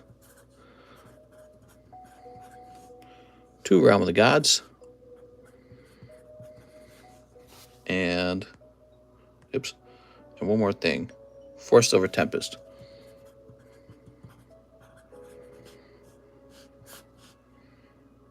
Okay, cool.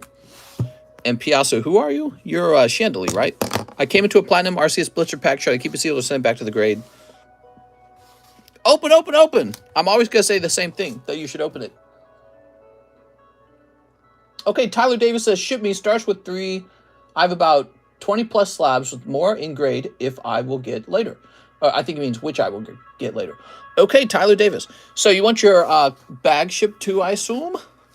Buy a beach house in Odessa, Ukraine. I bet they're cheap right now. Wow, that is actually a very interesting concept. Why open? Hey, have I gone back to first Pokeball again? Says Dave. What? So that's Tyler Davis. And I'm going to get you an expensive slab because you said, expensive label, because you said you had about 20 slabs. Yep, the address is correct.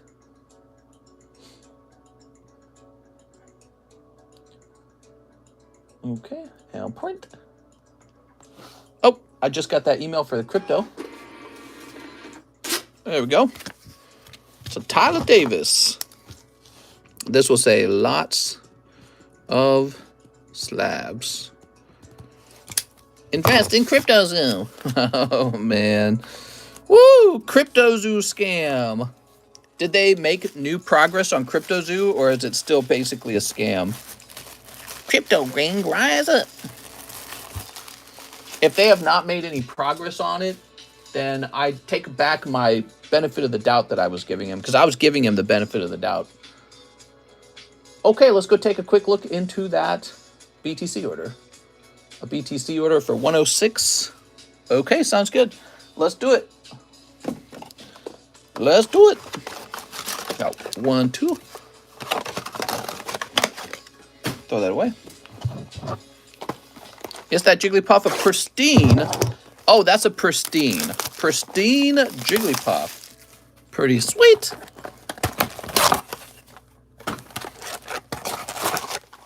That's 1, 2, 3, 4, 5, 6. What does PSA 10 Mothman go for? Back in the day, he went for $15,000 if it was the Kickstarter. $15,000. And people were buying into the hype. I think he's like a $3,000 card now, if I'm not mistaken. The same Kickstarter card. 4 Silver Tempest. Now, Piasu, my last question is, who are you? You're Chandelier, right? You're Chandelier. I was telling people, what's the point of buying him for so much money? I'm a TCC ball. You have to commit 1 year of under-desk duty to get one. Oh. There we go. While prices have declined. Wait, there's a Mothman. Hey, mister, it's Dave O'Callahan. I just renewed my membership now. I'm out of jail and building back my fortune. Build that fortune back, man. You're Dave O'Callahan? Yes, Chandelier. Oh, there we go.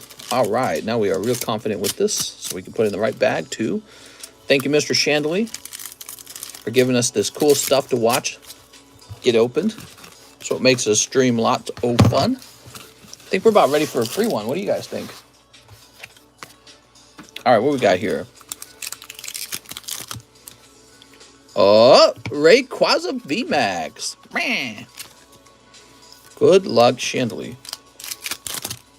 Okay, we got Toxcroak. Candace Balls, Furisode Girl.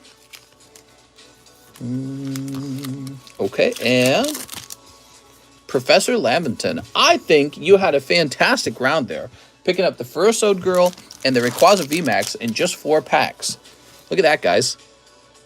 Man, that's a good round, actually. Okay, now we're looking for the holographic cards in here, but we're really looking for full arts. Full arts and signatures. Okay, and feet cards. That's a holo. Oh, okay, you got this full art Star Girl. She's an angel.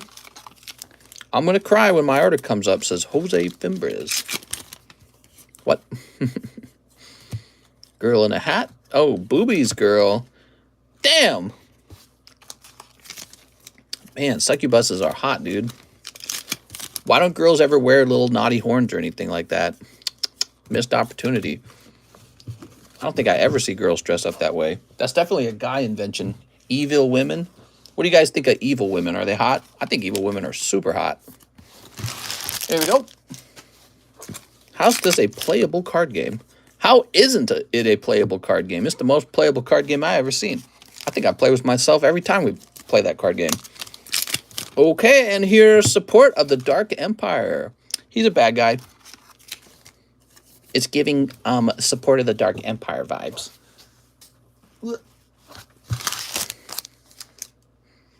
So that's for our friend Chandelier. Thank you, Chandelier. Evil women. I find evil women extra spicy. But they gotta actually be evil. They can't just be like cosplaying evil. They have to be like evil. Okay, we've got Machamp. Here's Sand Slash. Marshadow. You know what I like about evil women?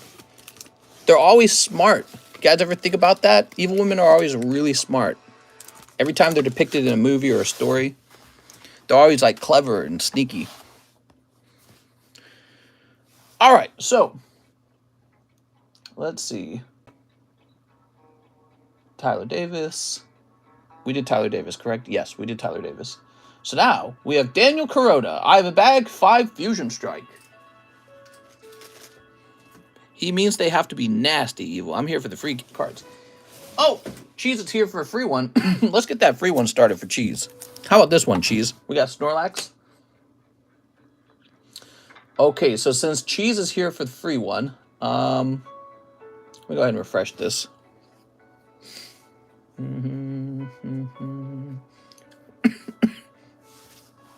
Let's make it... Cheese is a member, right? Let's make this one members only. Okay, so we're turning on member speak only. There it is. And the keyword will be cheese. All right, so cheese is the keyword. It's all lowercase. Get it filled in quickly so I can turn off member mode. There it is. That's the keyword for Snorlax here. Let me see if there's a better one than this Snorlax cheese. Let me give it a second. Not really. I think that's the appropriate one.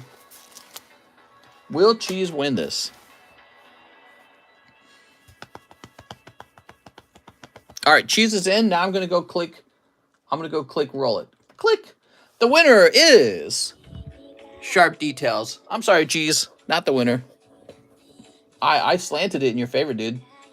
Just didn't happen. It goes to our friend Sharp Details.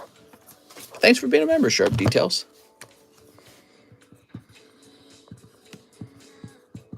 What is this weeaboo music? They're singing in Konnichiwa.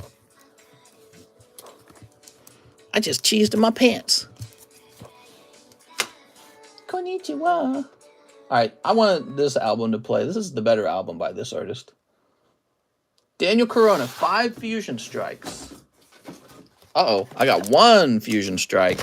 I couldn't join under my account because I'm shadow banned. You're shadow banned? How'd you get shadow banned? That ain't right. Give me a second. You mean like YouTube shadow banned you?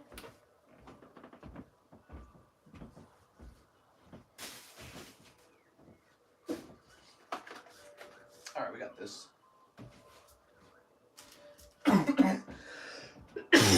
You're saying YouTube shadow banned you? That ain't right. I don't take too kindly to no shadow bans.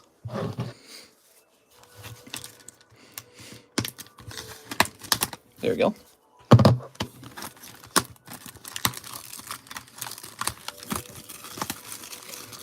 Think of how many boxes of this are left in the world. Getting opened all the time, too.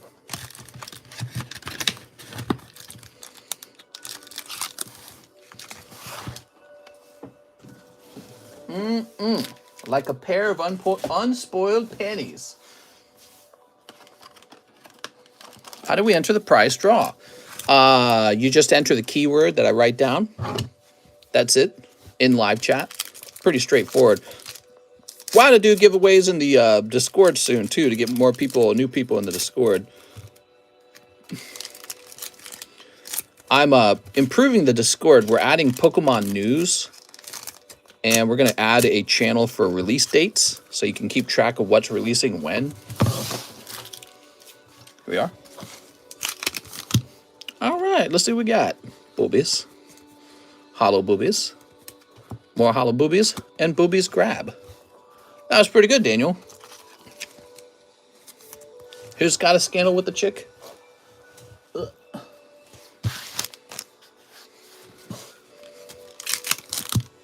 Okay, here's Senna Scorch. So basically, boobs. Here's Skitty.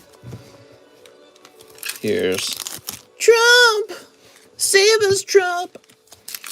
Do you guys think Trump will be president? You guys think he'll run and win? Imagine if he did. Here's Elisa Sparkle. Nobody thought he was going to win the first time, right? You guys suck at giving this channel a thumbs up. No way, mister. You know why Trump is getting arrested? He's getting arrested because of Stormy Daniels stuff, right? Daniel Corona. That's my president. Here we are. Should have kept it in his pants, man. Should have kept it in his pants. Probably wasn't even worth it. Okay, Caleb Ibarra. 1 box Crystal Revenge. Do I got one more box? Tell me I got one more box over there. Oh, okay. We might need the box cutter for this one. Can you blame him, though? I really can. I can blame him. It's Stormy Daniels. She was hot like 100 years ago. Here goes Caleb. She's no Riley Reid. 1, 2, 3, 4, 5. Ah, what if it had been a double hit? That would have been huge. All right, let's see what's going on here. I don't even live in the U.S. Yeah. Snorlax. That's not bad. All right, so you pick up the other Snorlax then. Is that right? You pick up this guy right here. That's not too bad. Could have been far worse. Trust me. You could have pulled like a $60 slab or whatever, $20 slab. There are some $20 slabs in there. They're cold pulls, though. We're pretty to use. But Mistress Huge, Trump's voice. She's not that hot. She was kind of hot back in like the 90s. I remember Stormy Daniels. I'm old enough to remember young Stormy Daniels. Pornography was very different back then. I was a kid. I was terrified of being caught watching anything naughty. So taboo. Adult film. Very taboo. Not as taboo now. Still somewhat taboo. All right, so you got these. Did Donald Trump have trouble keeping his Trump Tower tucked? Yeah, vintage. Not really vintage, but, you know. All right. Is this Crystal Revenge? No, this is Battle of Chaos. I have a case of Crystal Revenge. Do I have a box cutter, maybe?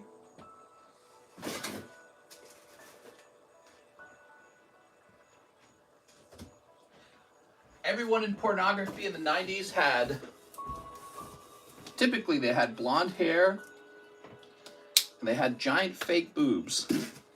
And they looked terrible, by the way. I think they still do. Fake breastistus. They still look kind of crazy, don't they? Like something not quite right with them.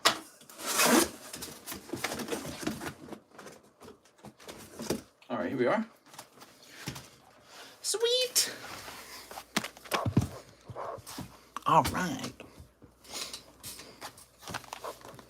Ooh.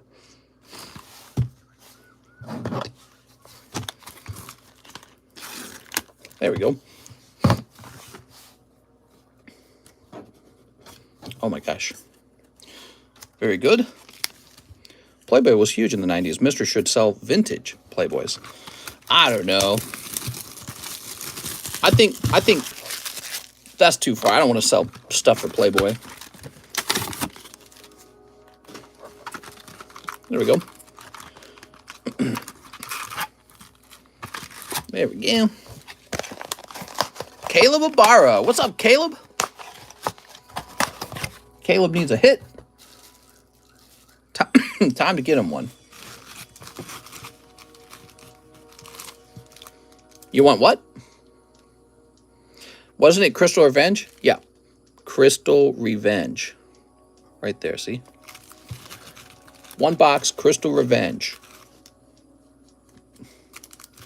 Do you know the artist on Wakan named Space Jesus? Is that correct? David Mallory? Okay, it was David asking that question. All right, here we go. Here goes. You got a box from a fresh case, Caleb. That can only mean one thing. Automatic Starlight Rare. Mister, why is my Pokeball now has it reduced back to newbie status? What? You're saying you lost a rank? I don't know. I do not know. Crystal Revenge. About to get revenge on these stinky buns. Pornography in the 90s. Here we are. Yep. Everything's changed. Everything's changed. Back then, there wasn't so much diversity. You had a couple kind of videos to watch, and that was it. What we got? Royal Straight. I would say what stands out to me the most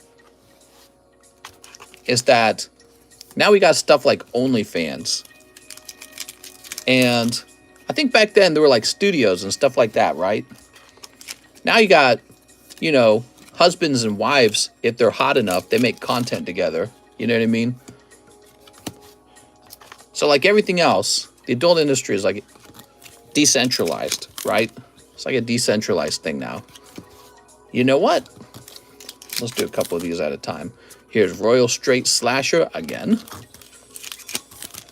What do you guys think the future of the adult content technology is going to be? Definitely AI, right?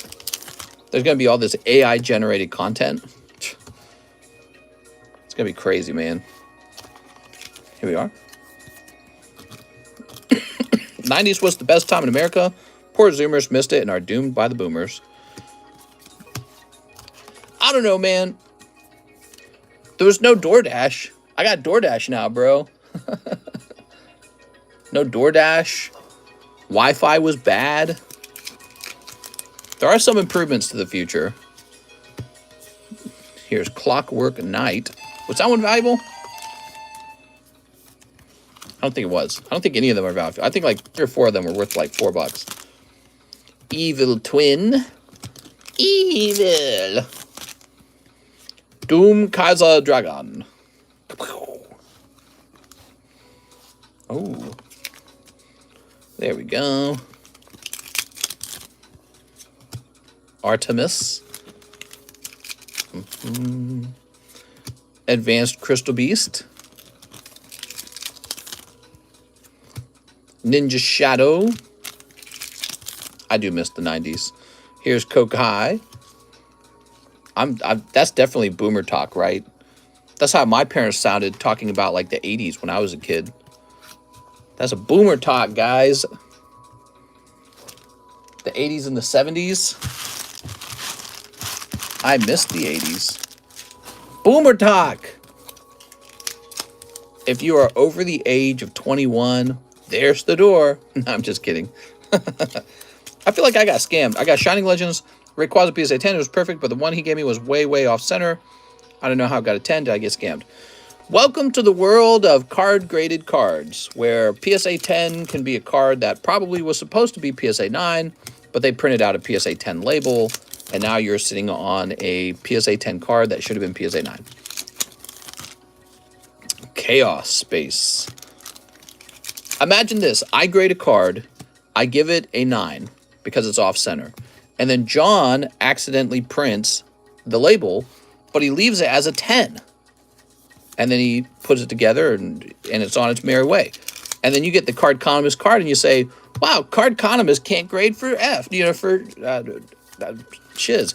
I don't know what kind of bad words to use. But so you get the card and you look at it and you think I'm the worst grader. Well, what if the label was just wrong? Right? Everyone thinks computers can do everything now. But there's always this human touch involved. All the graders have to do is accidentally assign the wrong label.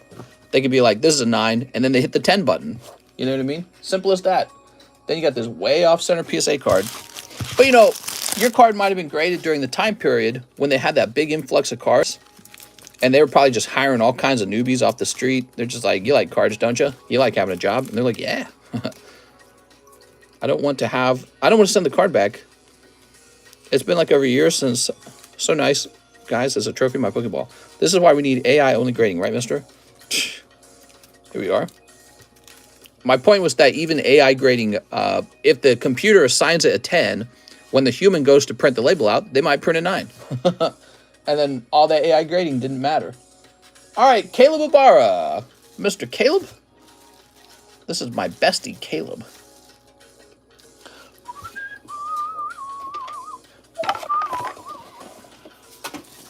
All right. AI is the future of grading. AI is the future of these nuts. Let's see. I think that, of course, computers will assist people with grading, but having a computer do 100% of the grading, I don't really think that's the future at all. You don't want a computer AI grading something that's actually consequential. You want a computer to grade like, what, like a holo card? Okay, fine. But let's say that an actually rare $10,000 card comes in. You want a computer to only be the one to look at it? I just think that's silly. It's not going to happen. You need an expert with the history and a knowledge. There we go.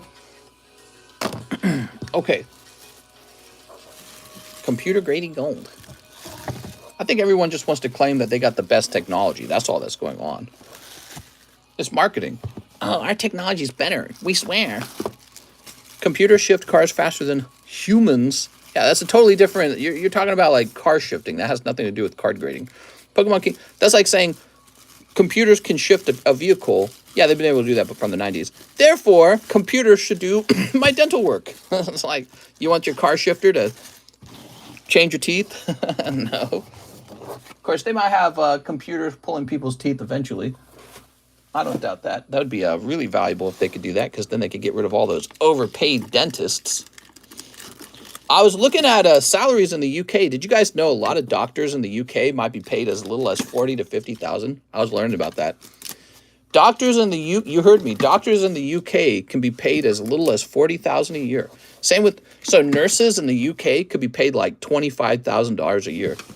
In the US, the average pay for a nurse, well, it depends on where you're at, but like the average pay for a nurse in like California is, I think it's like 125,000. Very noble job. Yeah, I suppose. You do it for free then, huh? All right, let's see. Here's Matthew White, Sneaker Bunko. Put this away. That's why they went on strike a few weeks ago. McDonald's did my order completely from a machine when I was in San Francisco. Sure, I mean, it probably assembled a hamburger. Let's see, Sneaker Bunko. I'm down for it. Let's see. Once everything's fully automated, we can then begin the great eugenics program where Bill Gates gets rid of all the undesirables after he buys up all the farmland. And they dispense all of the all of the bioweapons on us. I don't know what I'm talking about, guys. I'm just saying crazy shit. In the future, we all have sex robots, and you can make them say and do anything. In the Marriage becomes right. When it, you need to reproduce, men purchase perfectly preserved embryos, and women purchase oh, tubes of you semen think there'll and be insert it into sex men? robots. In the future, there'll be one man per 100 women, but it'll be like the perfect man, and all of the imperfect men will be sent off to the peasant chambers. All right, Matthew White, Mr. Matthew, because that's exactly what happens at sperm banks. What they have discovered at sperm banks, women do not want anything except the very, very, very, very best sperm. That's it. Nobody chooses second place when they're picking their spermy donor out. They pick the number one guy, and that's all they want. They don't want anything else. And so the future does not look too bright for these men when we get technology that allows stuff like that to happen, basically. When women can choose to have children in a non-relationship, non-romantic way, in a sort of internet-connected way that circumvents relationship, when they can start having kids that way, they don't want you. They want to pick the very, very, very, very fittest guy. And I mean fit genes is what I mean. So he's going to be tall. He's going to be super smart. He's going to look just the way they want him to look. Nothing like the average guy. He's going to look better than the average guy. That's the whole point. So that's the future. There we go. There's no future where you're just going to go, oh, yeah, okay, I'm a guy. I'm ready to have a kid. Nobody wants your kid. The government's going to say you're not allowed to have a kid. That's already how it works because you can't afford one. That's how it already occurs. You can't afford to have a kid now. Curtis Michael Nosgay, foreign of the large sub. The quality of life has gone down compared to the previous generations. You own less wealth. All right, Mr. Curtis, he says, if it's full, give me store credit. We got 3 spots here. We'll toss you in on 3 spots if that's okay, Curtis. Hard to have kids when both parents have to work. Right, but if you are actually fantastically wealthy, you wouldn't have to do that. You could go back to having one working families. Or if you're exceedingly wealthy, you could hire a maid. You could hire a nanny. So the wealthy can easily afford to continue to have kids. It's the undesirables who can't afford to have kids anymore. There we go. Yeah, the Japanese prime minister was calling it a... what was he calling it? He was calling it a... not a catastrophe. A crisis. How few people were having children in Japan.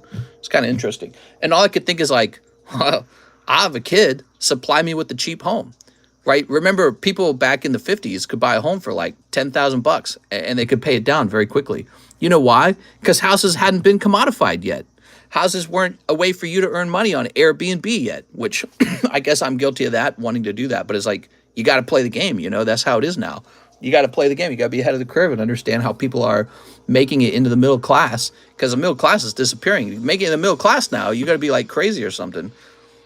Yeah, so in the past, you wanted to have a kid. Well, you bought a house for, well, let me look it up.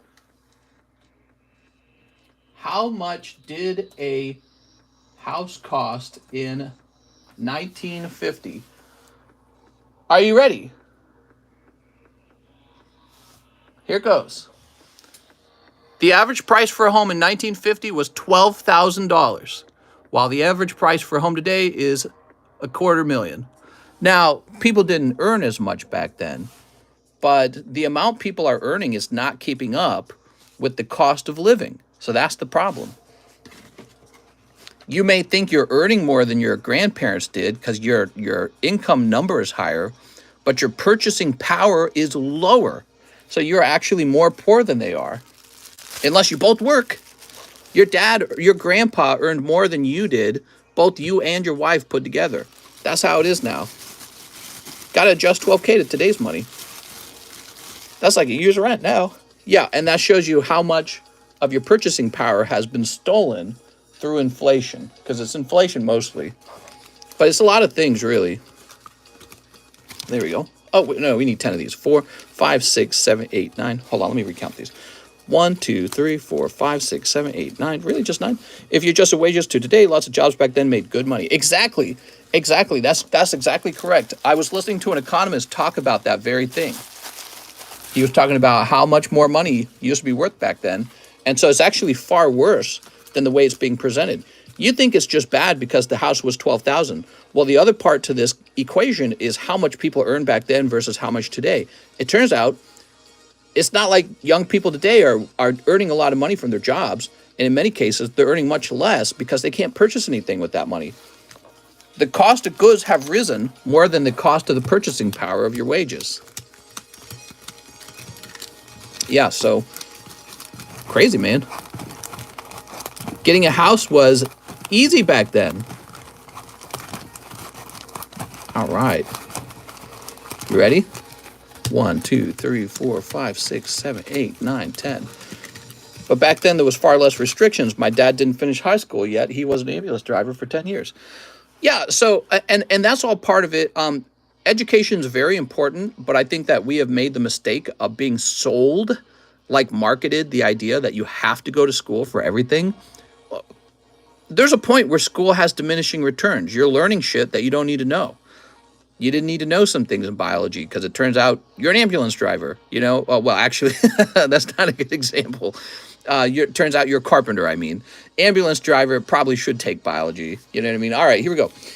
Yeah, that was ironically, that was a bad example. He worked at a lumber mill till he got married, had enough money just from that to support the whole family. Yeah, that's gone. That's gone. It's gone now. Oh, I need a number. Somebody give me a number. I forgot about this. We need to split the deck. Somebody give me a number.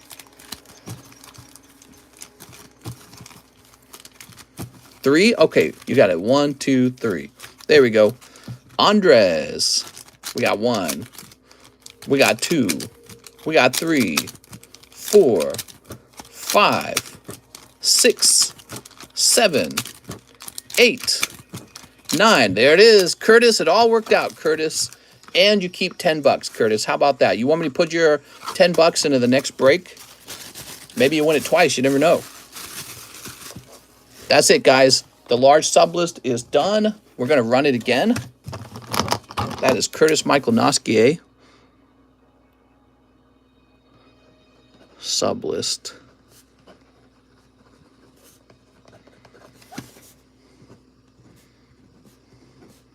What happened, guys, with the price of homes? Included women started working. So your purchasing power went down as a man when the number of people working in your society virtually doubled. Now, if you're earning money and she's earning money, she bids against you on the value of the home. But another way that the value of your money went down is banks got involved. They said, what if we offered people a loan to let them buy the house before they can afford it? And so these loans got more and more advanced. They said, we can loan you a ton of money, in fact, on this home because it's an appreciating asset. So we can take a risk on giving you like $1 million on it. So because people could borrow money, this also drove up the price of the house because now all of a sudden you could demand it at a price that you never could afford before. So before mortgages, houses were really cheap. Now that we have mortgages, houses are not cheap. They're super expensive because everyone borrows to own that home ahead of time. Mister, I'm trying to decide on what Charizard I should buy for a little investment. 500 budget, can you help? Curtis M. I would put that money away and wait till you have about $3,000 and then try again at that point. Okay, so he's got $10 left. Here you go, Curtis. We're so far beyond from back then, I fear for the future. Yeah, well, so another thing that we do now is a lot of landlording occurs that didn't really happen as much back then. Now, you got guys on YouTube telling you, you could be rich like me, bro. All you got to do, buy up all the land around you and force people to pay for it like peasants. That's why it's called a landlord. You know what I mean? So, let's see. Average income in 1950. So, the income was about $3,300. So you could pay off the average home in 1950 in 4 years. You could pay the entire home off. 4 years, the whole home is paid for, compared to today, where you're expected to pay it over 30 years. And you know, if the average home is like 225 and the average income's like 50,000, I guess actually that sounds kind of similar though, doesn't it? It sounds kind of similar. Mint 9 Charizard. I think what the difference is, I would have to say, is there's probably so many people in America who earn under 50,000 because the majority of the jobs now are fast food, Walmart, Target. There are all these jobs that really don't pay 50,000. They pay closer to about 20,000. And that's if you manage to not pay for your floor costs, which is like food and water and whatever hospital.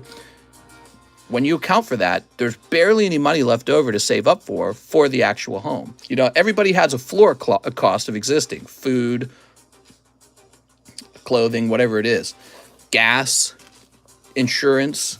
So there's a floor cost. There's a floor cost just for existing, and for people who don't earn a lot of money, that hurts them a lot more because they just have nothing left over at the end of the day to throw toward their mortgage. Say if you're earning closer to 22,000, 25,000, a lot of people are. Maybe you could get like a trailer home, I guess. I don't know. It feels terrible. Let's see. I guess what I'm trying to say is if you're getting a trailer home, you don't want to have a child while you're living in a trailer home. You know what I mean? All right, let's see what we got. Jose Fimbres, 7 Silver Tempest. Let's get back to opening some cards because you guys are hearing me talk a lot but not seeing a lot of cards open. Let's see. I want Charizard. I have a PSA 9 first edition Charizard, so it first base I don't need. There we go.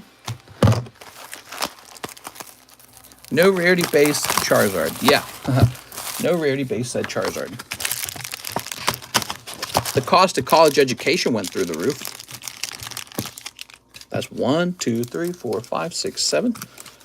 If you can't buy a house. Very bad if you can't buy a house. There we go. The cost of healthcare went up dramatically. The cost of education went up dramatically. The cost of food went up. The cost of gasoline went up. The price of cars went up. All these basic things that you need to live on went up dramatically. It wasn't just the cost of homes that rose, but virtually everything. Here we go. Manufacturing jobs that paid good income, those all went to China and India and places like that.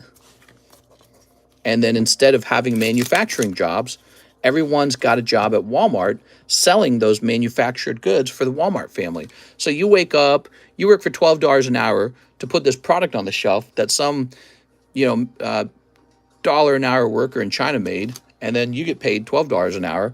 Only one person really benefits from this efficiency, and it's the Walmart family. So there's a lot of money being made by one family. It's the Walmart family. You know what I mean? What they need is a lot more competition, I guess. Here's Kurogunk. But it's a fascinating thing because the nature of the business is they benefit from economies of scale. So the winner is whoever's managed to accomplish the largest economies of scale. So it's almost like there can only be one winner in the retail sector in that way. Sword Word and Shieldbert. All right. Very good. The cost of a bag of Cheetos went up. What is Walmart's network? The Walmart family is like the kings and queens of America, basically. Jose Fimbres. Mr. Fimbres. You're over here. You had a good round, man. He was scared of his round. Here we are. Yeah, they're like the kings and queens. Same with Jeff Bezos and Elon Musk. Things used to be made to last. Now cheap temporary items are king. Yeah, that's true. You have subscription models and stuff like that. Insurance. You have to insure everything. 3 Star Wars 2. You got it, Juan Jimenez.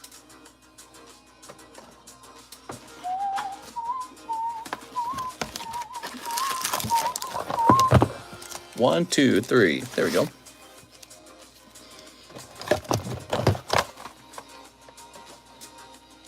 Yeah, I think it's going to get so bad that the government's going to have to create like an incentive for people to have children. There we are.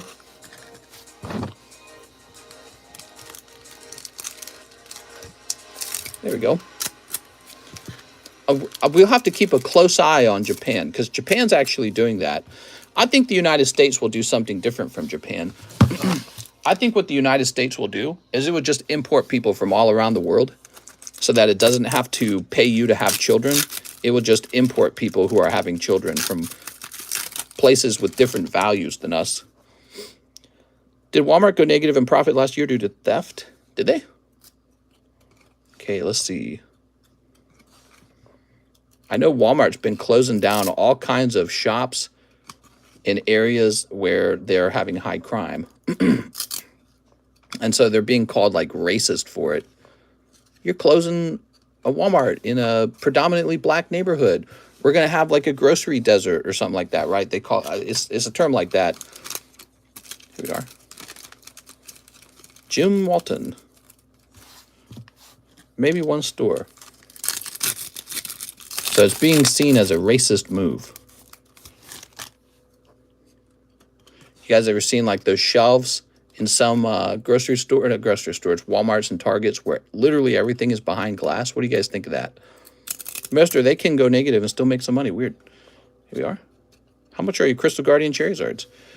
Those aren't for sale, but if I was going to sell one, I'd probably sell it around $15,000. But they're just not for sale. Here we are. All right.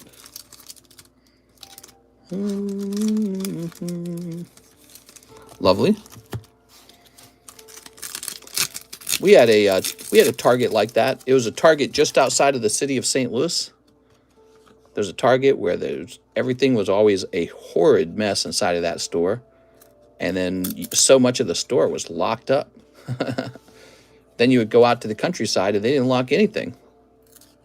Nothing would be locked up. So there's sort of like, I think there's a cost to locking your things up. Not only does it require more work for the customer to buy it, but it just looks kind of ghetto, right? So they must have made like a financial choice at some point where they say the cost of leaving this unlocked is so high that we have to lock it up. You know what I mean? And that says a lot about the amount of theft that they're going under, experiencing. Mr. Juan Jimenez. It's the 5-finger discount, bro. Here we are. All right. What do you guys think? Have you ever stolen anything from Walmart? Speak now or forever hold your peace. Jose Vargas, One Live Custom. Jose Vargas. They get tired of people asking to unlock the spray paint gate that they just leave it unlocked now. Oh, that's cold. I'm sorry. That is a cold Live Custom. Planned obsolescence necessary to maintain continued profit. Planned poopalescence. Whew. Purple Urkel says yes. Send him to jail! Cops! I found him! It's Purple Urkel. I stole from Target. I got a water and forgot to pay. Have I ever done that? I've done that. I've done that at a grocery store. You have something like on the bottom of your cart and you very honestly forgot to pay. You start loading up your cart and you're like, what is this? Now, here's the question. If you find something in your cart you didn't pay for, do you go back in and return it? Do you go back in and pay for it? Oh, I didn't pay for this. Whoops. Or do you keep it? Because you're a no good, stinking thief. I once stole a plastic bag. Local Poke cards here are always up front. No up front cameras. Ain't nobody got time for that. That's right. Ain't nobody got time to go back and say, whoopsie, I forgot to pay for this. Bag of popcorn. I put an exhibition pack in my pocket and started playing the demo in the game area. I forgot it was in my pocket till I got home. If goods and service over PayPal again, right, Mr. Sorry, it's been a long time. It feels like. Yeah, goods and service. No way am I going back in. Going back in, doing all that extra work just to pay money? The bench warmers, I've heard of that, Trent. All right. Simon Frank says, I have a bag, 1 Fusion Strike. Oh, you think you get Fusion Strike, huh? 2 spots in the Fates Collide box break. Very good. You'd go back in. Ooh, he'd go back in. You're so high and mighty. You're so much better than us. Why don't you pontificate about how great you are? Oh, I would never steal. Probably the biggest stealer, guys. If I had to guess. Do you have Japanese celebrations? I used to. They were pretty popular. I guess they sold out. All right, what do you got? Face Collide filling up. You'd go to the shops and scheme how you wanted to steal the cards. That's kind of like a jewel thief walking around a jewelry store, huh? Going, oh man, if I could just take these diamonds and run. Dude, who even cares about diamonds, man? They're a shiny rock. People were so dumb to be into diamonds, in my opinion. Now you can make them in a lab. Diamonds can just be made in a lab. They were never valuable. Except people don't even want the lab-made ones. You know why? Because they said, oh, not enough people suffered to acquire this. So basically, they want the real diamonds because someone had to suffer to acquire it. That's it. Humans are crazy. We're like birds, I swear. You know how birds are like, oh, quack, I want this shiny thing. No, it's like a seagull, right? Like, squawk. Oh, it's shiny. It's shiny. I want to put it in my nest. That's humans. We're that dumb. All right, next up, Austin Newsome, please bulk grade the Gengar. Okay. Diamond companies burn diamonds to manufacture scarcity. We're manufacturing scarcity with the burn slab. My fiance got a fake rock still over 10K. Still over $10,000. Oh my God, dude. The vegetables I eat aren't even supposed to be edible. I find diamonds in my nose. Would you recommend getting the Celebration Charizard? Mine? That's right. Okay, there it is. Gengar. His name's Gengar. He's a gar who gangs. You don't want to mess with a gar who gangs. The De Beers own 80% of the world diamonds. Who cares about diamonds? It's shocking to me that there's an industry at all for them. Oh, shiny rock. You want shiny rock? Shiny rock for you? Yes, we put shiny rock on us. So pretty. Very shiny rock. Here we are. A card store next to my house, and they have open booster boxes on display with packed to buy, and they're right next to the front door. I swear I could go in and take the whole box and be out in seconds. Do it, man. You ain't got the balls. No, don't do it. Don't steal cards. That's very bad. That's what gold is, lol. I agree with this. I am not a gold guy. I am not a gold guy. Here we are. We got Dialga. I'd never buy a Gorilla Diamond because they're all made in labs now. Mister, they might say the same thing about your Pokies. Nah, man. Pokies got a story. Their art. Way better. Here we are.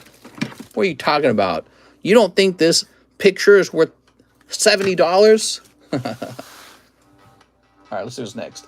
Super Dan, 3 spots in the Gengar. Oh, here we are. The Gengar break.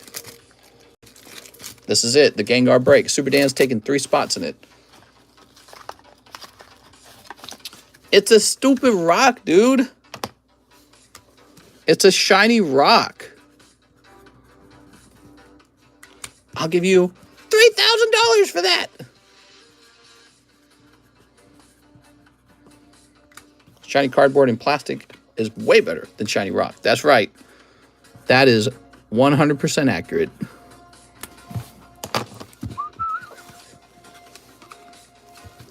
Art at Space Jesus, yes. This shiny rock is extra big and shiny. There we go. What about gold? I'm not a gold guy. 4 Violet Snipes. I think gold's cool. I acknowledge that other people think gold's super valuable. I have a gold coin. I like the gold coin that I have because it's got a really cool mint on it. So it's been stamped to look a certain way. Kind of like the way you can put an image on a card. Okay, Super Dan. Diamonds must be one of the dumbest expensive things that humans ever bought. That and maybe plastic surgery that makes you look ugly.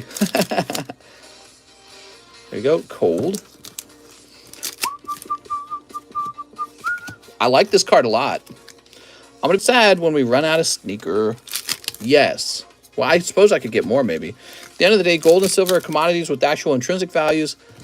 No, they do not have an intrinsic value. They're the opposite of intrinsic. They're the opposite of intrinsic. They have a social value. Humans have placed a value on gold. Nothing else in the world cares about gold, or the galaxy, by the way. Humans, these hairless monkeys with peepees and boobies, we care about using gold as a means to trade sheeps and bales of hay. So we say, I don't want to carry sheep around in my pocket, so I carry this gold around in my pocket. That is the opposite of intrinsic. It's really just a shiny rock. You could use seashells, you could use crypto, you could use Pokemon cards to do trading. But we chose gold because it's so hard to find. But that's it.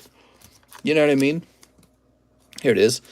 We have a disagreement on the use of the word intrinsic. Now, if you were to say gold's valuable, that I would agree with. Super Dan! But intrinsic, very few things are self-evidently valuable. Truly self-evidently valuable. Because if you're just saying a shiny rock's self-evidently valuable, what does it mean for something to be valuable? You know what I mean? They chose gold because you can create it only mine. Mr. Gold has a huge intrinsic value because we're disagreeing on the use of the word intrinsic. I don't know who you heard use the word intrinsic. I would definitely not assign the word intrinsic to any, like, just material object. It's just a material object, dude. So the concept of intrinsic would not apply to gold. No way. Let's see. Robert Vizzo. I think this clears my slab away. You got it, Robert. Let me go get this. Intrinsic, my cheeks. Okay, you've got a Charmander. Let me go get it. About as intrinsic as these cheeks, man. My cheeks are more intrinsically valuable.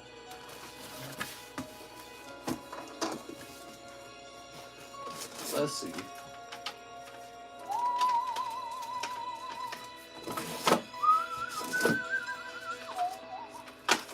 Aha! Oh, you got a nice card, man. Both of these cheeks. One of my cheeks is more valuable. Sounds like 8 accurate. Helium has a lot of uses. Kind of scary what it needs. Let's see. There we go. Gold's ability to be used for so many things also affects its value. We're all using gold right now. Here's Charmander. I love gold. Look at that Charmander.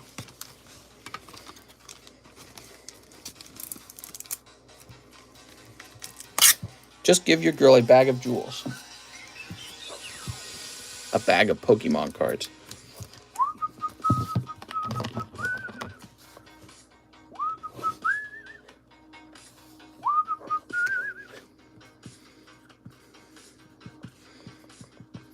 All right, there you go. That Charmander is sick. Yes, he needs to see the doctor. Daniel Corona. I have a bag. 5 more fusions.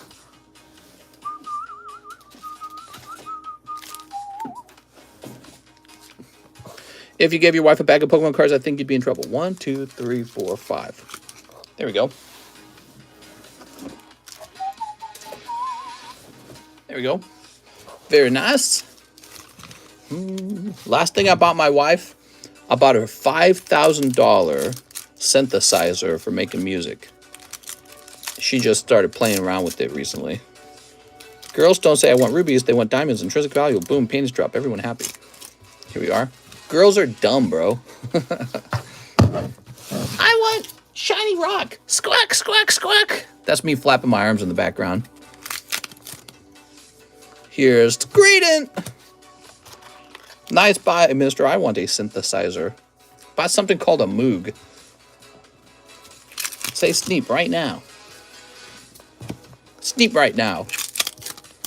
Here's Claw Witzer. Not my wallet. Here's Schoolboy. And Jigglypuff and Appleton. There we go. Difference between a woman and a girl? Age. I don't know. Holding a piece of gold is pretty cool. The weight and the shininess trigger something on my smooth brain. Daniel Corona.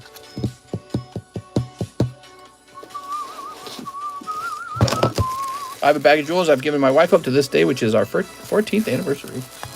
Here we are. All right. If you want to buy something to impress your lady, buy her an early retirement, guys. That's something that's actually valuable. Tell her, quit your job, you're retired. That is something that will impress her like crazy. Another thing you can buy her a larger home. Tell her this home's going to go up in value and it's larger and nicer and in a better location. Those are things that are actually worth buying. But like shiny rocks, I feel like buying shiny rocks is something you do so that the shiny rock guy can go buy some nice stocks and a nice house. That's kind of how I feel. Roger Gray, 1 box of Lost Abyss because I need that Giratina. I think that means I get a new case, right? Yes, because the last thing we did was finish off the previous case. Their pennies will drop immediately. I don't know who you talk to.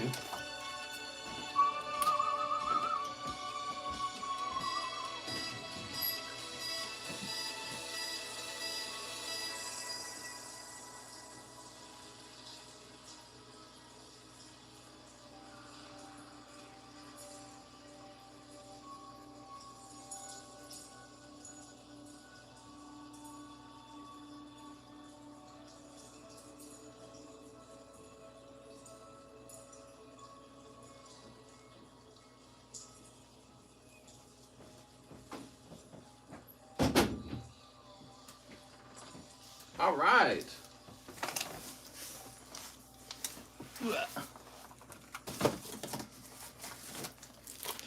Man, I'm having some back pain tonight.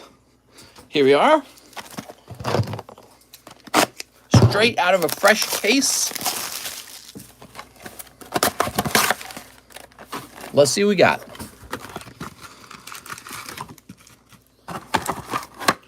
There we go. I have a bag in the R box. Whew. Buy a massage chair. Fresh case smell. Give me that worm.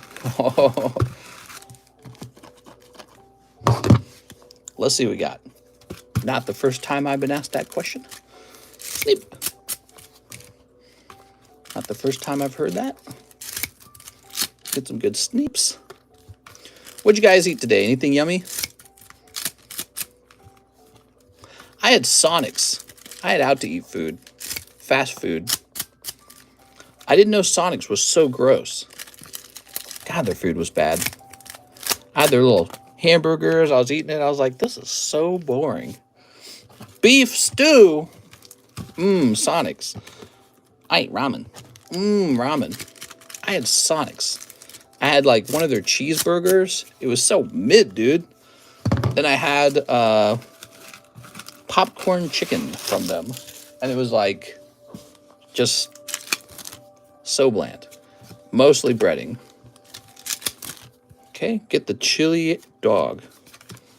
I don't go to any fast food restaurant for a hot dog, dude. I had some beef brisket cooked in a crock pot. Mister, you need to get the Hawaiian food. Okay, that's cold. Sonics is terrible. Sonics is terrible. You did it! Yay! All right.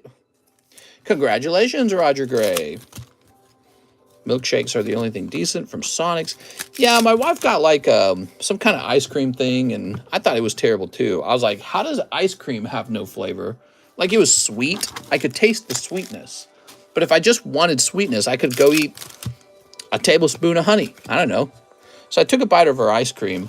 She had this ice cream thing, and it just was boring, dude. I was like, what is this? Maybe you went to Sonics? All fast food is terrible. Was the wife high? The bazillion card. Here's Crocodile. He's a crook. Okay, that's cold. Cold. You might as well eat out of a trash can if you like Sonics. Bing, bing. Mr. Bites ice cream. There we go. Bite your mom's booty cheeks. There we go. We laid in bed in our family room. We have a family room bed. So we laid in bed and cuddled while we watched Game of Thrones together. We watched like 4 episodes together. It was really fun. And then we had Sonics. Yeah, my day was pretty epic. Very relaxing. Truly felt like a day off. Didn't have to go anywhere. Didn't have to cook any food. You can use ice cream with sex. Here we are. Y'all some Sonics haters. I didn't like it. I thought it was terrible. I was like, what is this? Well, she got the breakfast burrito. She didn't even eat it. She said, this is terrible. Did you do anything more than cuddle? Wow, you just want to know all the details of our lives, huh? Pants down, maybe. All the mods should rent your house, mister. Yeah, it's available for rent, the other lake house. Yeah, it's ready right now. We just haven't listed it on Airbnb. It's Sonic's. Slacking off, watching porn. And cold. There we go. So you really did just get this guy as a hyper rare. Normally you're supposed to, you know, be happy that you got a hyper rare, but he's pretty bad. That's for Roger Gray. How to make your money magically disappear. Do the rental come with boat babes? Maybe.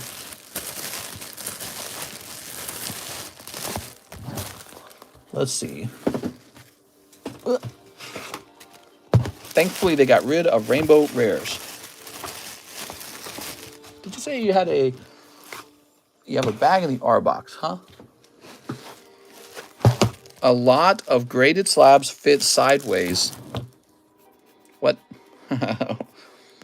Mister, it is Sonic's. Here's Roger Gray. It's Sonic. Here's this guy. Congratulations. Boop. So good. Exactly the card you were looking for. So happy for you. I'm so happy for you. Yay. $25 Jigglypuff. Here's $39 Jigglypuff. $80 Kadabra. Not Alakazam. $1,300 Gyarados. $60 Kitty Cat Elf Girl. Sonic's has good tater tots, I guess. Yeah, she got tater tots as well. She didn't like them. Team Rocket Grunt. Let me get the 10 Crystal Legend Yugi. 10 Crystal Legends Yugi for Team Rocket Grunt. Okay, give me a minute.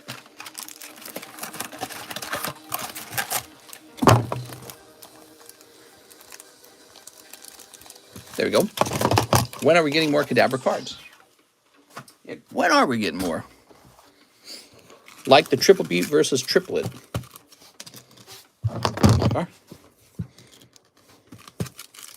When will they learn? When will they learn?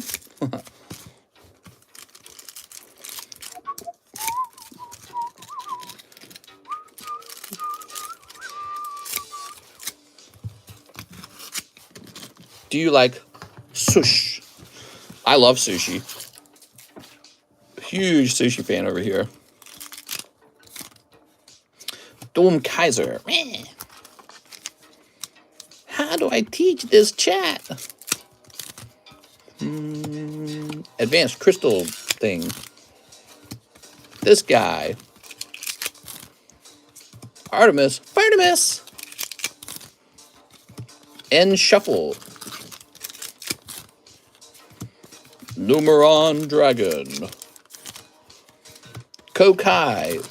Miru Supplier. Evil Twin. She's evil. Blackwing. All right, no, what do they call it? No super duper rare card. What do they call the rare card we're going after? It's called a Starlight Rare. No Starlight Rare in there. That's what we need for this to be a good round. Team Rocket Grunt. Stop being supercilious, guys. Here we are. Oh, my. What's in the news today? Any interesting news? Travis Fillardo for my Charizard Slab-AWAY. You got it, Travis. Sent $501. Which is exactly what you owed. All right, let's go grab it. Wow.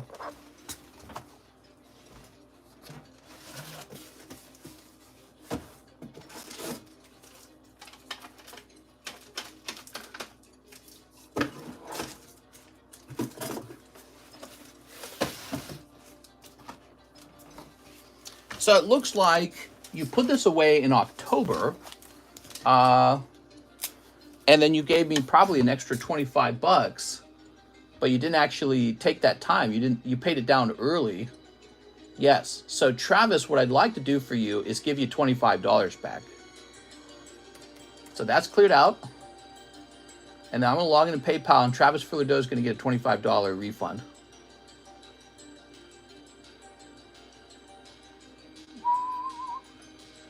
Maybe I'm wrong. MAGA tat. In Australia, China is jamming our airline comms and do nothing. I love China.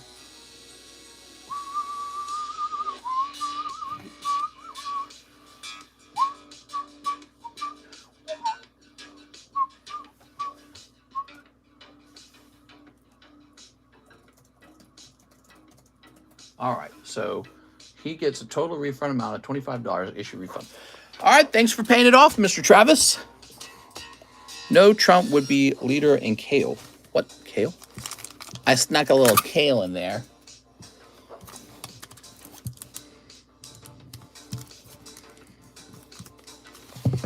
A. Perez, Trump cellmate. Oh my God. Can you imagine having Donald Trump as a cellmate?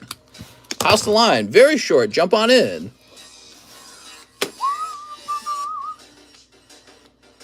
Mario Quintana, one Fates Collide spot. Mario, it's me, Mario. How would they ever arrest Putin? Putin visited Ukraine. Did he really?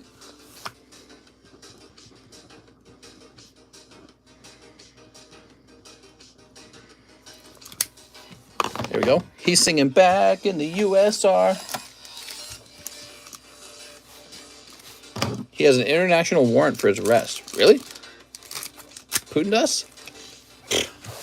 That's dumb. Here we go. What do we got? Oh. All right. Nothing crazy in here.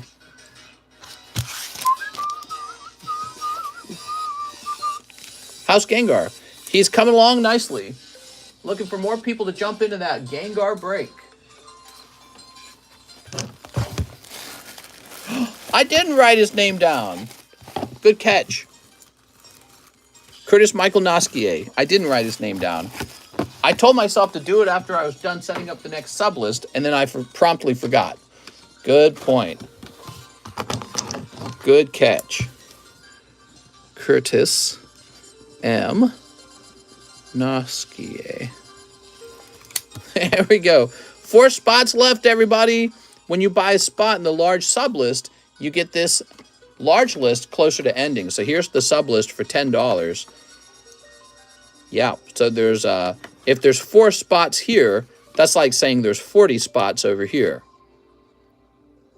But just remember, people might pull it out of the live customs too, so you just never know. Wow, it's almost done. Woo! Abraham Rios, 3 triple beat. Triple beat this meat. Mr. Mary stuck in North Korea? He would separate families, mister. Who would? Joe Mamas? There we go. How nice. That's so evil.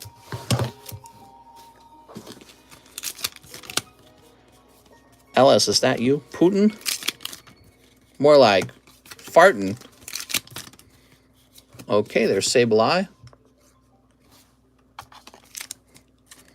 Are there Demon Slayer cards? I don't know.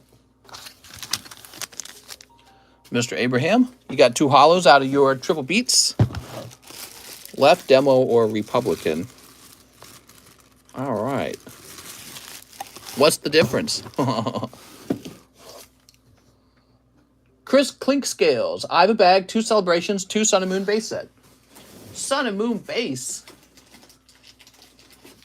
Putin only put in but does not pull out. Come over here. Let me put some Kool-Aid on your face. What are you talking about? I don't like people of the other political ideology. They're bad. Yeah. Slayer. Wait, I didn't get to read that. All right, here it is. Chris. Chris. Did you wait long enough, Chris? Snip those up. Snip these up. All right, there we go. A. Perez playing both sides. God damn it, A. Perez. I thought we could trust you, A. Perez. Then I find out you're an international spy. I'm skint because I feel like to equal my Poke Bros and sisters, Regardless of my Charizard past in cannabis cultivation. Oh, here we are. Mister, have you played Conquer Bad Fur Day? No, I've not. You can do it, man. Just get right back into growing weed and just be sneakier this time. No, I wouldn't recommend that. God, dude. Just move over here to Missouri. We just made weed legal over here. It is now legal in Missouri. Recreationally legal. There we go. When are we going to get medicinal prostitution and legalize that? Luxurization. There we go. Mr. Chris. All right. Beautiful, Chris. Growing weed is hard. Can you grow weed at your house too? That's a good question. I actually don't know what the rules are on growing weed. There might be a couple rules. I'm not sure if you can grow it. I think if you have a medicinal license, you can actually. Can I grow weed in Missouri? Yep. So it says no more than 12 marijuana plants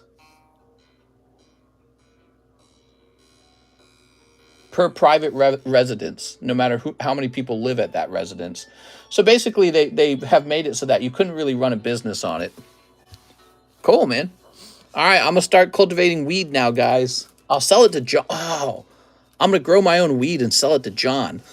I'm just kidding. That'll be a bonus. I'll say, John, you get paid with weed now. It's a different license. Mold from humidity is a huge issue with growing weed. Yay, weed stream. I think I have enough land that I could build like a greenhouse. I have a lot of land for a simple subdivision. That's because I have an empty plot of land where a house is supposed to be built, but it's just empty. Aaron Rodriguez, hey, mister, let me get 3 Merlins. 3 Merlins? Here they are. 6 silver temps. Keep any of my hollows. Also possible. Can you show me what slabs I have? I cannot show you what slabs you have. I'm sorry for that. I wish I could. Here we are. Don't you have 3 residences? Here we go, 3. I could grow so much weed. If you can put the plants outside and roll them inside during the night. Sneep. Sneep. We were watching a series of TikTok videos today. My wife and I were. It's a series of videos where it's a guy who walks around the UK as well as Dublin, Ireland, and Scotland, and he asks people what they do for a living and what they earn. My wife and I, we were shocked. We were shocked when we listened to it because what we learned from it is they get paid so much less for the same job in so many instances. Not all instances. Some instances we were kind of like, oh, that's not bad. We were really shocked by it. But I guess it kind of makes sense in some degrees. Well, no, I feel like it didn't make sense in certain aspects. There was one guy who was like making good money in technology, and we're like, oh, there we go. And then it turned out he was just a remote worker from the United States. He was living there.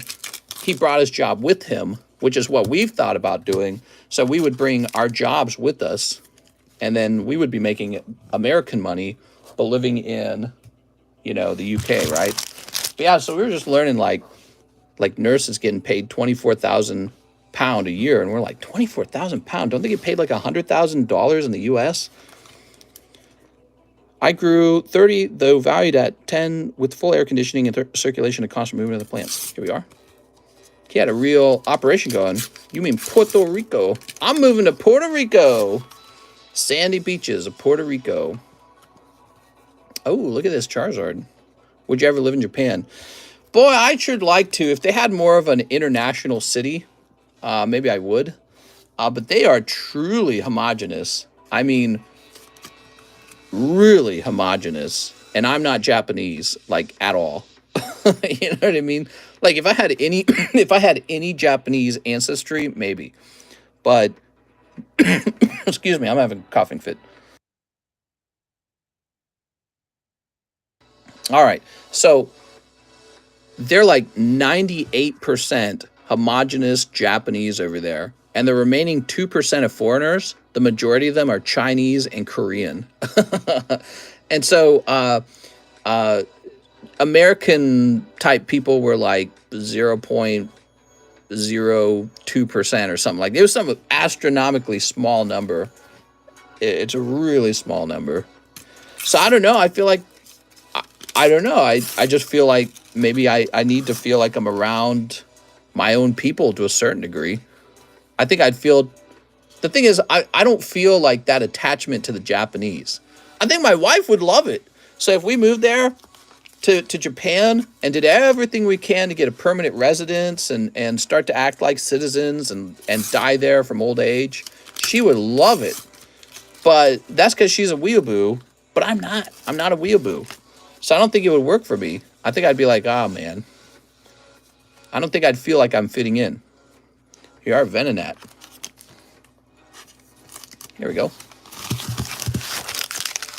That's for Aaron Rodriguez. Unless you live in a city, you'll get turned away from most shops too. They really dislike non-Japanese in the outer areas. Yeah, right. So I told my wife, I said, we'll just go and I tease her. I say, we'll move into the most diverse city in Japan. And we'll be like, Americans living in Japan. And she's like, yeah. And then I look, and it's like, even in the most diverse city, it's like astronomically low numbers. They're really all Japanese there. And so I'm looking at that going, no way, man. I'm not going to be part of the 2% of Gaijin or whatever the word is, where I'm not welcome, and I'm not interested in that. They really have something going over there. Some guy just said that he has some first edition Pokemon cards he wants to sell them, but I don't know if he's telling the truth. He's lying to you, bro. Lying to you.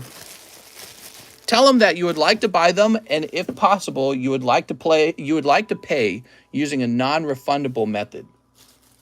Okay, Aaron Rodriguez. Here you are, bag number 2 right over here.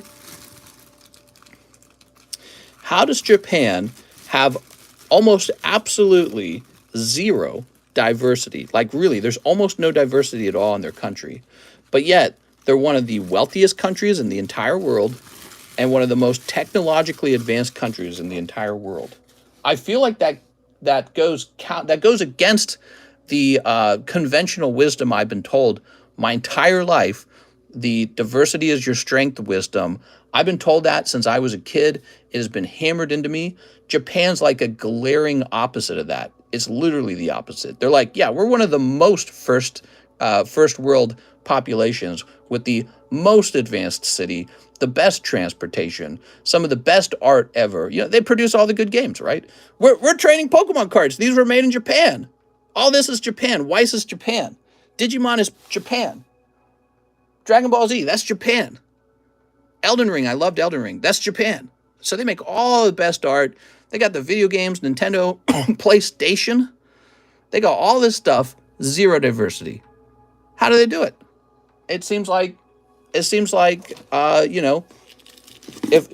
what I was told was true, that wouldn't be possible. Here we are. Here's the path to the Pokemon League. Here's Victory Bell. I'm going to play Elden Ring again. Here's Kangaskhan. I feel like they're clear and obvious evidence that saying is totally false. That saying is a lie.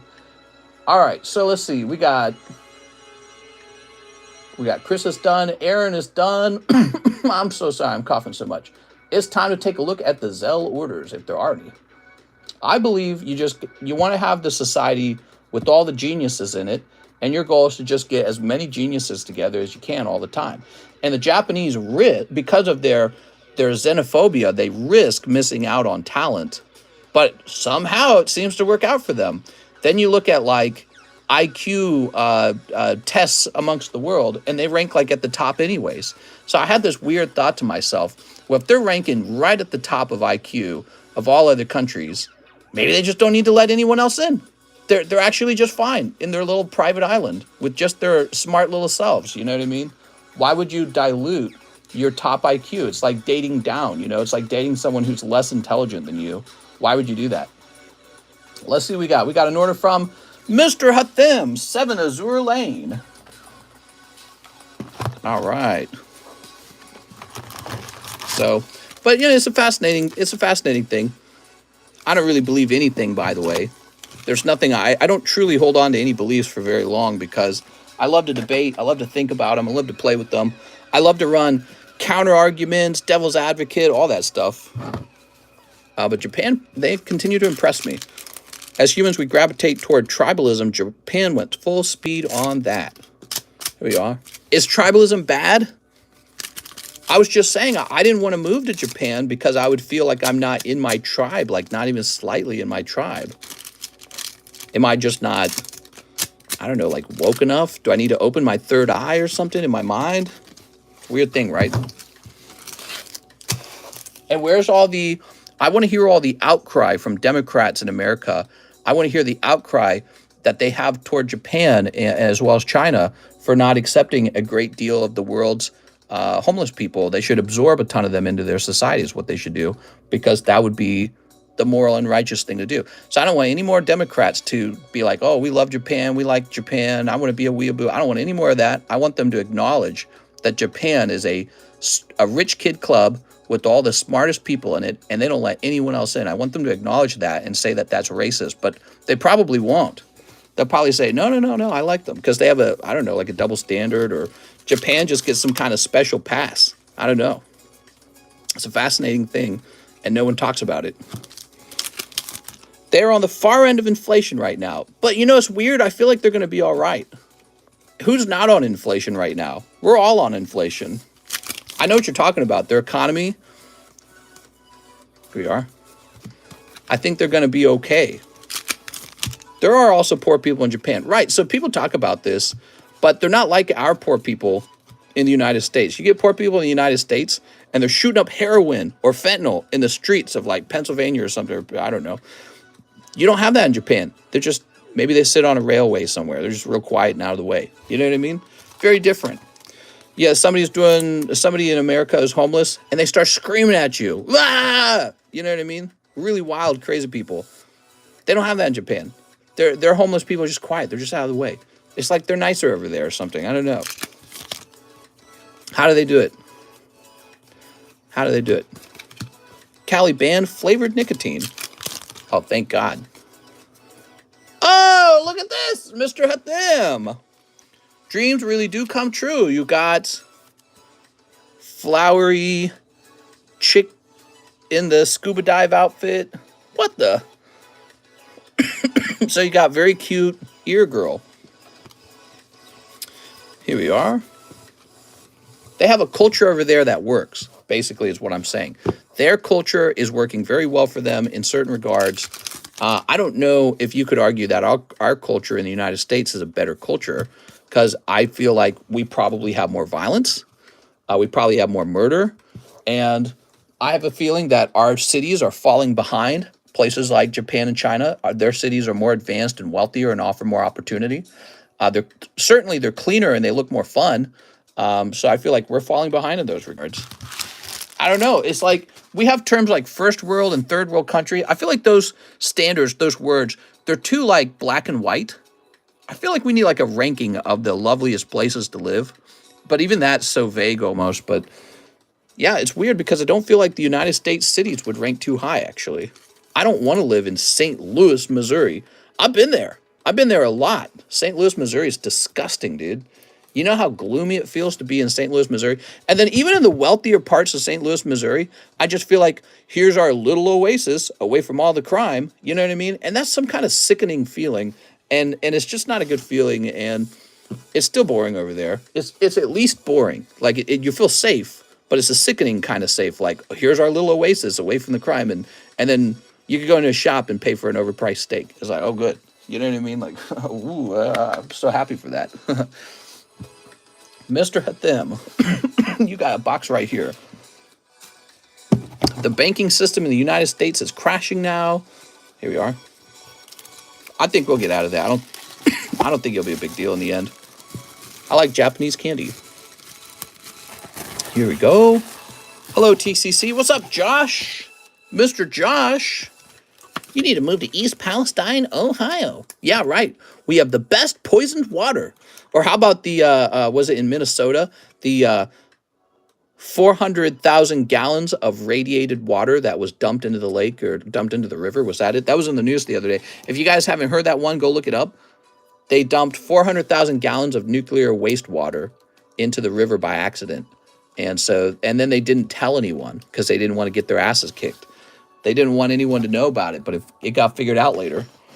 I'm of need of a place to live. I've been staying at this motel, and it's getting to be expensive. Yep, motels are expensive. You got to go back home, man. Why don't you call your parents and say, like, Mom, Dad, I love you now. Okay, let's see. Take me in. Help me with my trials. I don't know what kind of family situation you have. They do body farming legally in Japan. That's how they do it. Body farming. What time is this? 3:13, and it looks like I am all caught up on the orders now. We have about 45 minutes together with each other. I would say now's a good time to price up a couple more cards. Do you have Marvel cards? Not yet. I've been thinking about adding Marvel cards to the menu, though. I just can't decide what set to add. Somebody sent me a link in Discord, but I wasn't sure how I felt about it. Okay, so what do we got? Ooh, wow, that's really nice. ZELLE is down. I can't send anything. Oh, wow, that's why I'm not getting any ZELLE orders. I'm sorry, man. Well, hopefully soon we get it back up. They live in seclusion. So let's type in... I know I've gone on about the Japanese thing before, but it is a very fascinating concept that goes so... It counteracts what I've been told for so long. It's funny to feel like you've been lied to, you know what I mean? It's a funny feeling. It makes you feel like, why would I listen to anything else that I've ever been told if I've been lied to about this? It doesn't feel good to be lied to. What are all the YEISS starts, cards, Mr. Hololive, and what? What? What are you asking? Why am I not running into this? Oh, here it is.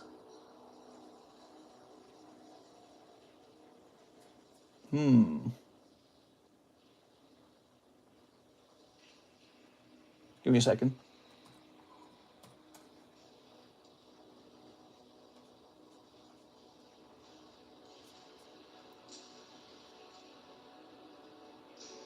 Okay, I'm about to price up a nice card.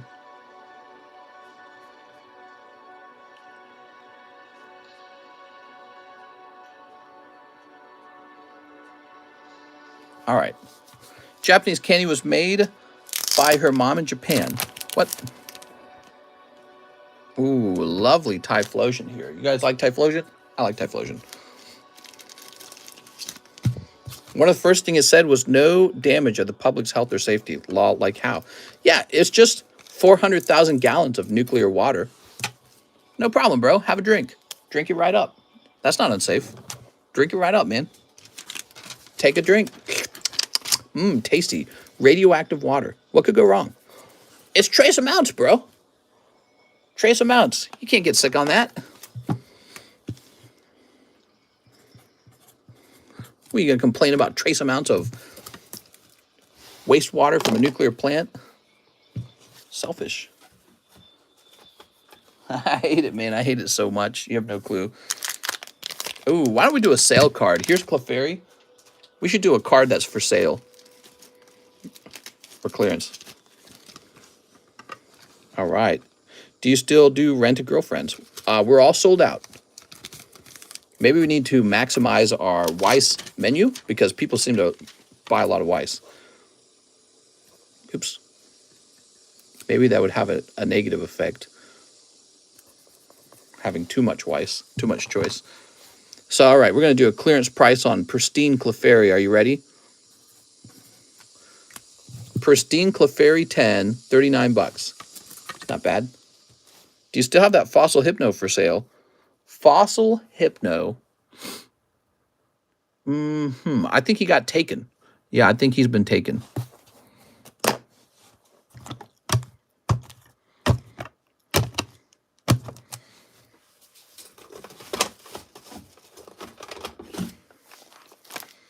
Let's see. Fat Kokobo. Oh, this is a nice one. I don't think this one ever got priced. Look at that. So this is a die cut card, and the die cut cards are almost never 10s anyways. I mean, how could they be 10? Look at all the sharp, pointy corners on this. It's just not going to be 10. How much do you value the non-hollow Charizard Merlin Series 1? I don't know. Considering I could just open it myself and grade it, I don't overvalue it. I don't want to overvalue it. Man, I don't like this. It's too tight. Oh my god, dude. Oh my god, that's so tight. Ugh. That's a tight sleeve. Incoming tight sleeve jokes. I have some Sun and Moon booster packs. Are there any chance of Umbreons inside? Yes. Diversity is strength in war strategy, maybe. I think there's a lot of scenarios where diversity is a strength. I think it depends on what you mean by diversity. Does diversity mean absorbing a lot of homeless people into your country, or does it mean absorbing a lot of the world's geniuses? So there's very different concepts. Like, play a mind game with me, you know. Suppose you could absorb specific categories of people in the world. Let's say you could absorb every criminal from every jail in the world into your country. Well, that would make your country probably very diverse because you'd be getting people from every different country. But you'd be absorbing every criminal person. So wouldn't that actually lower the quality of your country? And the answer is probably yes. But, you know, it's funny because then you got Australia. That was like a place they were sending British prisoners. So it's a confusing thing, isn't it? I actually suspect that IQ's the better indicator, though. I feel like what might be true about the Australians is that they're just smart.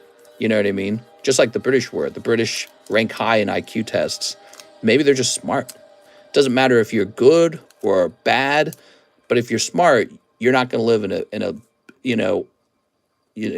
an unstructured society or an undeveloped society. So whether you're a good person or a bad person is not the relevant issue.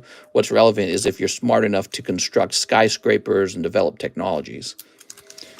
Caterpie, I don't even know what to price him at.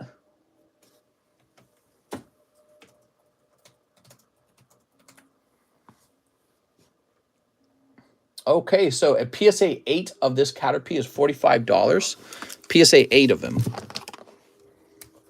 I'm going to go with $29. Here we go.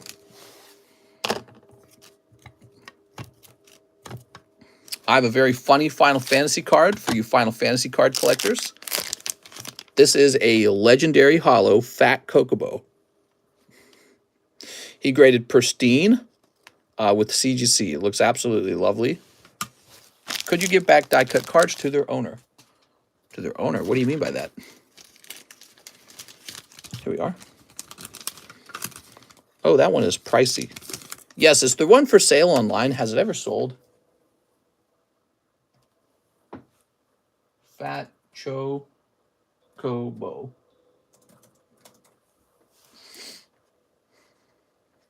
None priced. Let me check CGC.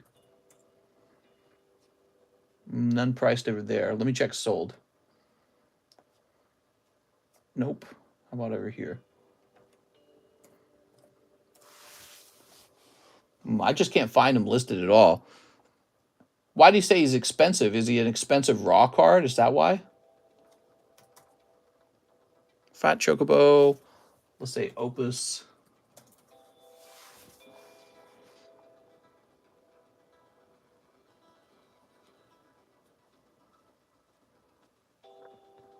Yeah. Yeah, he's a little over $20, I think. Can only blame myself. So with that in mind, I think that a fair price on this would probably be around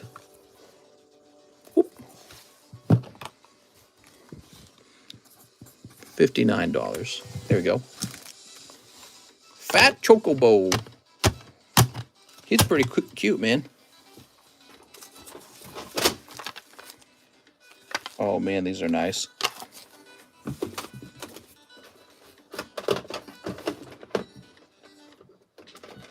Clefairy.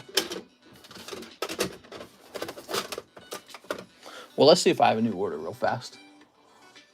So we have an order from... Well, hold on. Let me go back here and hit refresh.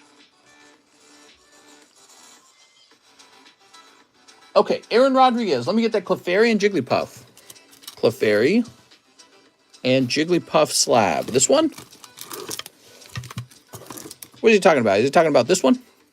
This one?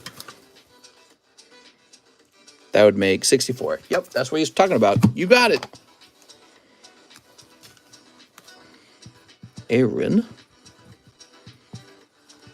Rodriguez.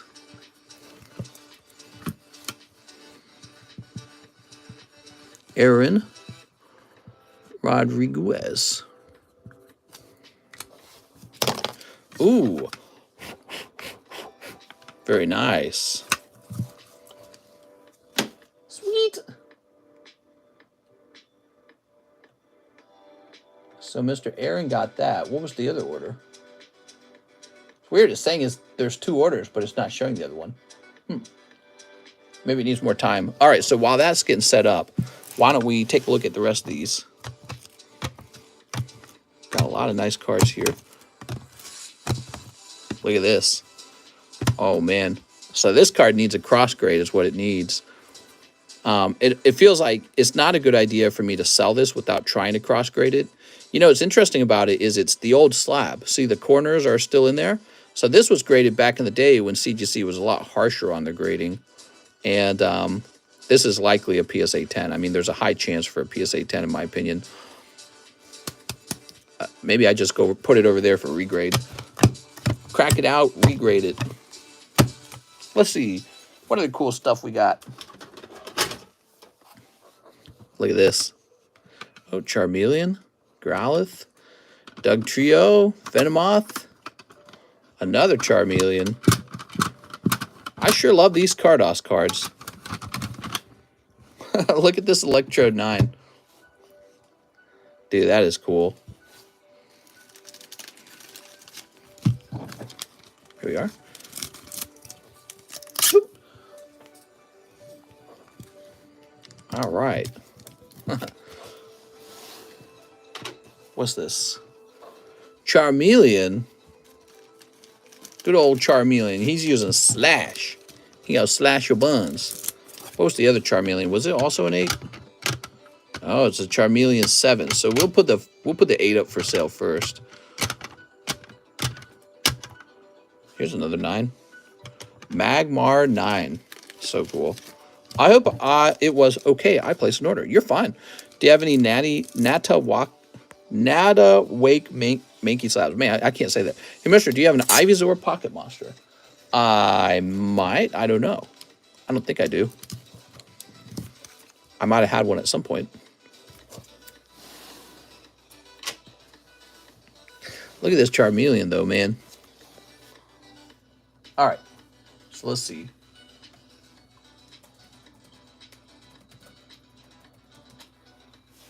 It's funny because there was like a line earlier. People were like, it's taking too long.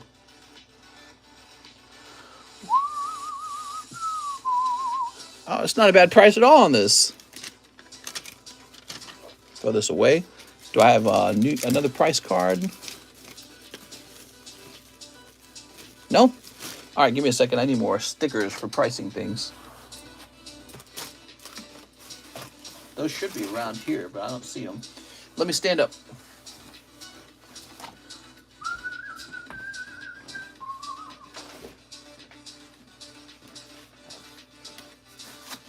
All right. Any what? Caldios? My little pony, my little pony. Any Gengars for SLAB-AWAY? Oh, yeah.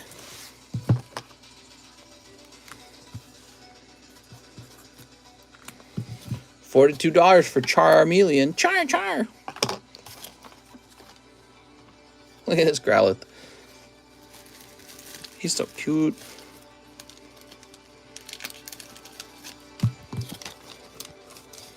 Put this guy in here.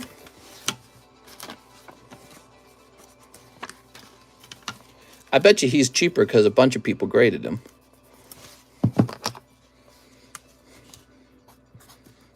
Little Growlithe here. Doug Trio.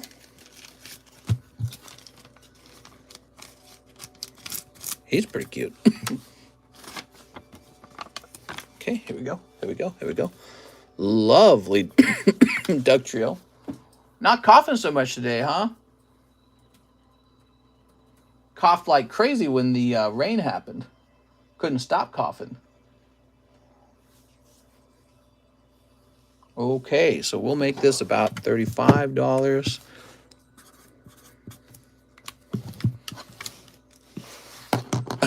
Fat Kokobo is me on Saturday night.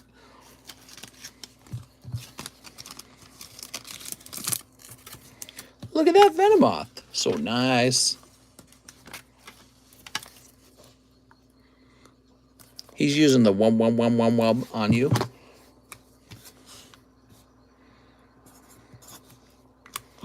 Okay, cool. So we'll set that there for the moment. You figure out the cause of your black lung yet? I'm really confident that it's allergies. Kara Nichols says, let me get 3 triple axle. Oh, I got to sneeze right now. I have a bag. I think I got a job. I got a job, so expect me to pay off my slab soon. I'm working for Pepsi. Try not to sneeze here. Okay. Allergies should impact you less when it rains. No, it's the other way around. See, my brother had very bad allergies when I was a kid. Whenever it rained, it's like he couldn't breathe. Allergies, they actually get much worse during rain. Okay, Kara Nichols.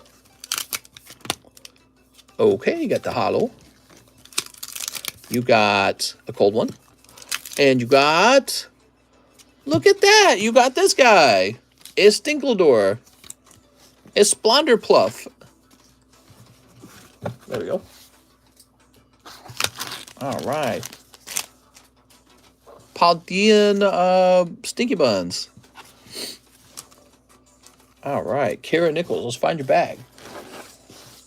Wait, this is not a K box. That is an N box. Well, I have it, and I'm everyone. Clodsire. Ew. Quagsire, Clodsire? No, thanks. Here we are. Glad you got a job. Very nice. Pepsi's a good company. Dave O'Callahan, I have a bag, but I also have a box getting full without my slabs. Yep, but I have a WEISS Hololive and Ghost of the Past 2, please. I'm not doing another box break to get Nout good. I'd rather hope for a snipe to grade up. Thanks, nice to be back, dude. So Dave says, a WEISS Hololive and Ghost of the Past. Here we go. Here's a Hololive. And we're going to get you a Ghost of the Past. I'm glad to hear that you're back. Sorry to hear about the government being stupid. Every day, I thank the Lord I'm not at Walmart on a scooter eating sugar. Oh my God, dude. You heard that story, right? We were at Walmart, and this huge fucking lady, she was really big. She was maybe like 40, okay? She was maybe early 40s, and she had a daughter. She had a daughter whose forehead was like, it was like a fat forehead. She was so obese. Her child had like a fat forehead. And I'm not trying to beat up on obese people because, you know, I understand the struggle. Great food everywhere. But I mean, this lady was in her power cart, and they go down the baking aisle, and they get this whole freaking bag of sugar. It's like a 5 or 10 pound bag of sugar, and put it in the cart. What are you doing with just a bag of sugar? Are you just scooping cupfuls of sugar out and swallowing cupfuls of sugar and then stabbing yourself with insulin? It's crazy to me. And on top of it, when she was in her car, because it turned out she'd parked next to us, when she was in her car, she was smoking a cigarette. She was like on a life speed run. She was trying to die as fast as she could.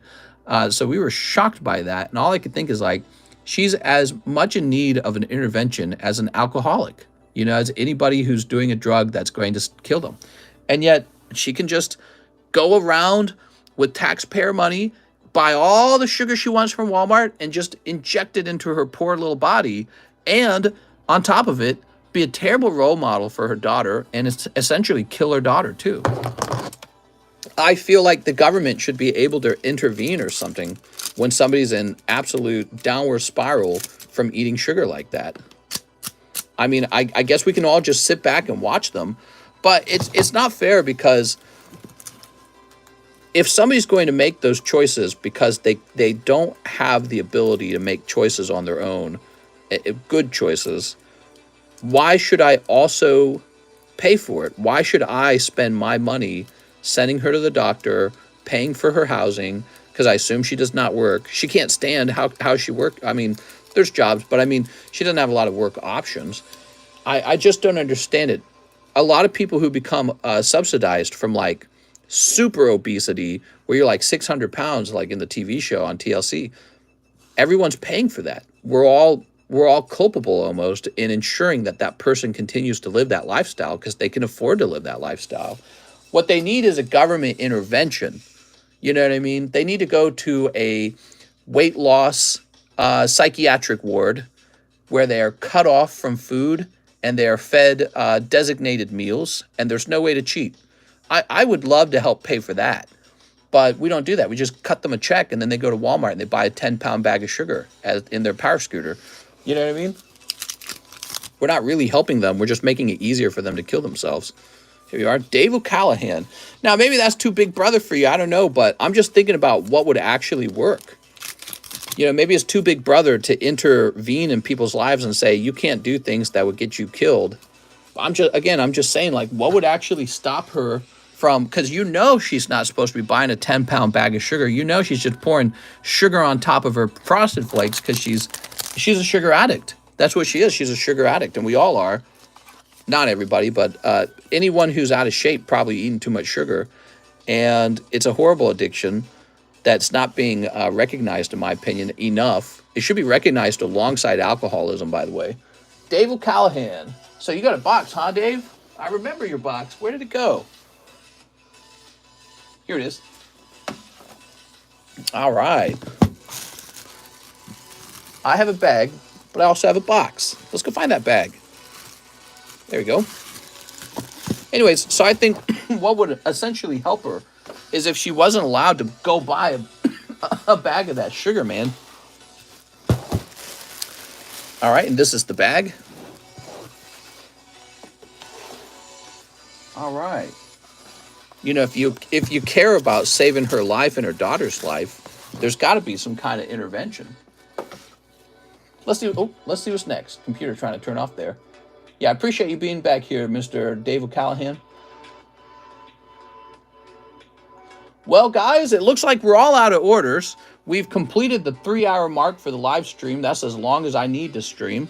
And I priced up some new slabs. I feel pretty satisfied. You guys want to wrap up here, or is anyone else trying to put in an order? Let's talk about I'll just talk one last time about what we got. So we got this Gengar VMAX break. See how far along we've come here.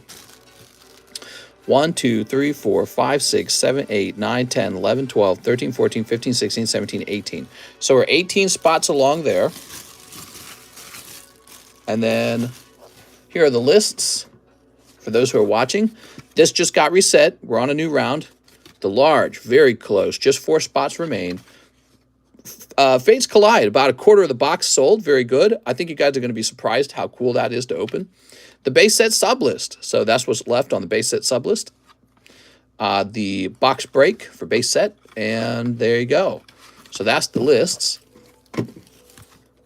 We don't have any pack breaks right now. I could do a vintage pack break, but I feel like we got a lot on our plates right now. I'm really liking the slab break. I'll tell you why. Is because I feel like, based on our odds, I feel like I'd rather offer already graded top pulls rather than offering like, oh, you can open up a bunch of evolving skies. You know what I mean? That kind of stuff. And I feel like that's just because, again, like you guys, I've done the math, and the math works out so that an overpriced slab in a slab break is more a better chance for a pull than, let's say, opening 2 boxes of whatever evolving skies, because the pull rates are so low. Why do you think this country is in the position it's in? That's inhumane. People would cry out, and that would get shut down so fast. Yeah, you might be right, man. I'm not sure. I think you could argue there is a very serious problem. Let me look it up. How many people are obese in America? Okay, you ready? 42% of adults have obesity. Black adults have the highest rate at 50%, and Hispanics are the second highest. So, if we treated COVID like a pandemic that required government intervention, it required new laws and new rules, But you don't think that 42% of adults being obese is an issue when study after study shows that obesity leads to an increase in cancer and an increase in heart disease and many other diseases. I just don't know what to tell you. I feel like the real pandemic is obesity. And what I saw at Walmart, and what you've seen at Walmart too, because you've seen them. So anytime you go to Walmart, if you run across an older person in one of those power carts with hips so wide they almost can't fit out the door, you notice they're the ones suffering really with what I would call an addiction. It's a food addiction, but I would probably say it's probably more likely a sugar addiction, because it's just a few substances in the. They're not addicted to eating apples and broccoli. That's food. They're addicted to processed sugars and maybe like some snacks like chips or something, right? So it's chips, it's candy, and it's donuts. It's those things. But if you're eating like steak and broccoli, you'll never get super obese on steak and broccoli, in my opinion. So they're eating just a few things, and I call it a food addiction. But we don't treat that. We don't have the government tackling it, and I feel like it's the biggest issue in our society when it comes to our society's health. Think about the healthcare burden all of that obesity is going to cause over time. And we talk about how we cannot afford socialized healthcare for everyone. Well, maybe we could if everyone wasn't so freaking like unhealthy. If you're not obese, you might have a different problem going on. You might have an addiction to fentanyl. You might have an addiction to heroin, to crack cocaine. You might have an addiction to tobacco. You get lung cancer. You might have an addiction to alcohol, and that's going to give you a bad liver and many other problems. So we're like this addiction society, which I guess is a sign of our prosperity. But real prosperity goes beyond just having the dopamine, like triggering things in your life. It also means reaching a point where you can live a healthy and long life. You know what I mean? And our government just doesn't seem to be rewarded for fixing this issue. They're rewarded for sending $40 billion to Ukraine for war. You know what I mean? Like, if we got money for that, but we don't have money to tackle the issue of obesity when it is in 42% of adults. It's wild. Just seems like it's not being taken care of. Healthy food is so much more expensive than cheap food. That's a lie. You've been told that. I don't know who started that lie. That is absolutely 100% a lie. Healthy food is way cheaper than unhealthy food. So first of all, it's much cheaper to just not eat a whole bag of Little Debbie's, Chips Ahoy, Lay's potato chips, and a tub of ice cream. So if you simply remove those items from your list of food you buy, you just instantly save money. Second of all, have you seen the price of a bag of onions, carrots, and cabbage? Those are all real healthy. Cabbage is in the same food group as broccoli, and it's known for fighting cancer. So cabbage is like $1 or $2 for a head of cabbage. Have you looked at a bag of potatoes? It's like $5 for 10 pounds. Now you spend that same money on a bag of chips, $5, but it gives you like half a pound of food. So what are you going to do? 10 pounds of potatoes or half a pound of potato chips for the same price? Well, everyone chooses the potato chips. So actually the truth is, from a financial point of view, it's much cheaper to eat healthy. So you get a cheap cut of meat, like a beef butt, and then you get a bag of onions, a bag of potatoes, a bag of cabbage, and then you boil those all together in your pot roast, and you have a delicious, healthy meal. So what's really not affordable is McDonald's. You spend $3 on a tiny hamburger. The amount of volume you get from the hamburger is so much less than what you would have gotten at the grocery store for something like chicken thigh or something like that. You know what I mean? So you get way less volume of protein. You're mostly just buying their bun. So you get a big bun, like the the hamburger bun and the nasty little slice of cheese that's made out of who knows what. But yeah, so first of all, unhealthy eating includes all these extra things you should never eat, like M&Ms. And then on top of that, the pre-made foods like, I don't know, fried chicken or something, they're way more expensive than just getting some healthy raw chicken that you're going to cook in a normal way and have with some potatoes, onions, and cabbage. So, and I know all this because I had to do it when I was in college. We were that broke. We had to calculate the actual cheapest food available in the market. It turned out you could get bananas for 55 cents a pound, you get a bag of onions, potatoes, cabbage. That's the basis of all your meals. And then you just get a cheap cut of whatever protein is cheapest. And there's always some sort of cheap protein. It's always like chicken thigh or like some sort of pork butt or beef shoulder or something like that. You know what I mean? Fun conversation. I like those hamburgers, right? So, you know, I just had a $5 Sonic's hamburger, and it was like this big, this thick. Maybe it was a pound. So that's like $5 a pound. And most of the weight of that food was not even the patty. The actual meat patty is like this thin. It's this little meat patty. It's like this much protein. It's nothing. So you're just way overpaying for the, and why wouldn't it be overpaid for? Because you're paying for the cash register, you're paying for the truck, you're paying for the for the people to put it together inside of the building. You're paying for the overhead for all that, so the building needs air conditioning and electricity and refrigeration, and then you're paying all the profits for everyone who is a stakeholder in the company. The employees have to be paid, the manager has to be paid, the store owner has to be paid, and then the shareholders have to be paid. So why would it be a surprise that the hamburgers from McDonald's are not as cost efficient as going to your local Walmart and buying a couple of apples, some bananas, and then, you know, just go buy a bag of carrots. They cost nothing and they weigh a lot because there's a lot of food there. But the real problem is people don't want to eat that. They don't want to eat that. It's way cheaper. They don't want to eat it. So they think that healthy, good food is expensive. But that's a lie. People have lied to you about that subject. And I heard it myself once. I heard it in a Vice. It was a Vice, one of those Vice documentaries about healthy food. It was some family, they had their kids, and they're like, yeah, we get McDonald's because it's all we can afford. That's bullshit. It was a lie. I heard that in Vice. I don't know if you heard it somewhere else. It is a lie. Double quarter pounder with cheese and bacon is better. Mister, where are you getting 60 cents a pound bananas? Yeah, I mean, my Walmart has bananas that cheap. Let's see. Walmart banana prices.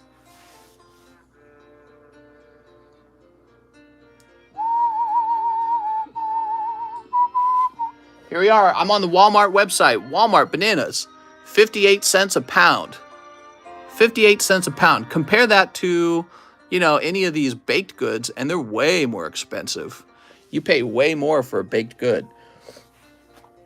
I make banana protein cupcakes. Nice, man. That's great. Pancakes. We used flushed cannabis leaves, green for mixed salad, and I dried up the hot tea and Tabasco. No nicotine. All right, guys. Well, I had a lot of fun. Just a little bit of ranting at the end there because we had a little extra time together.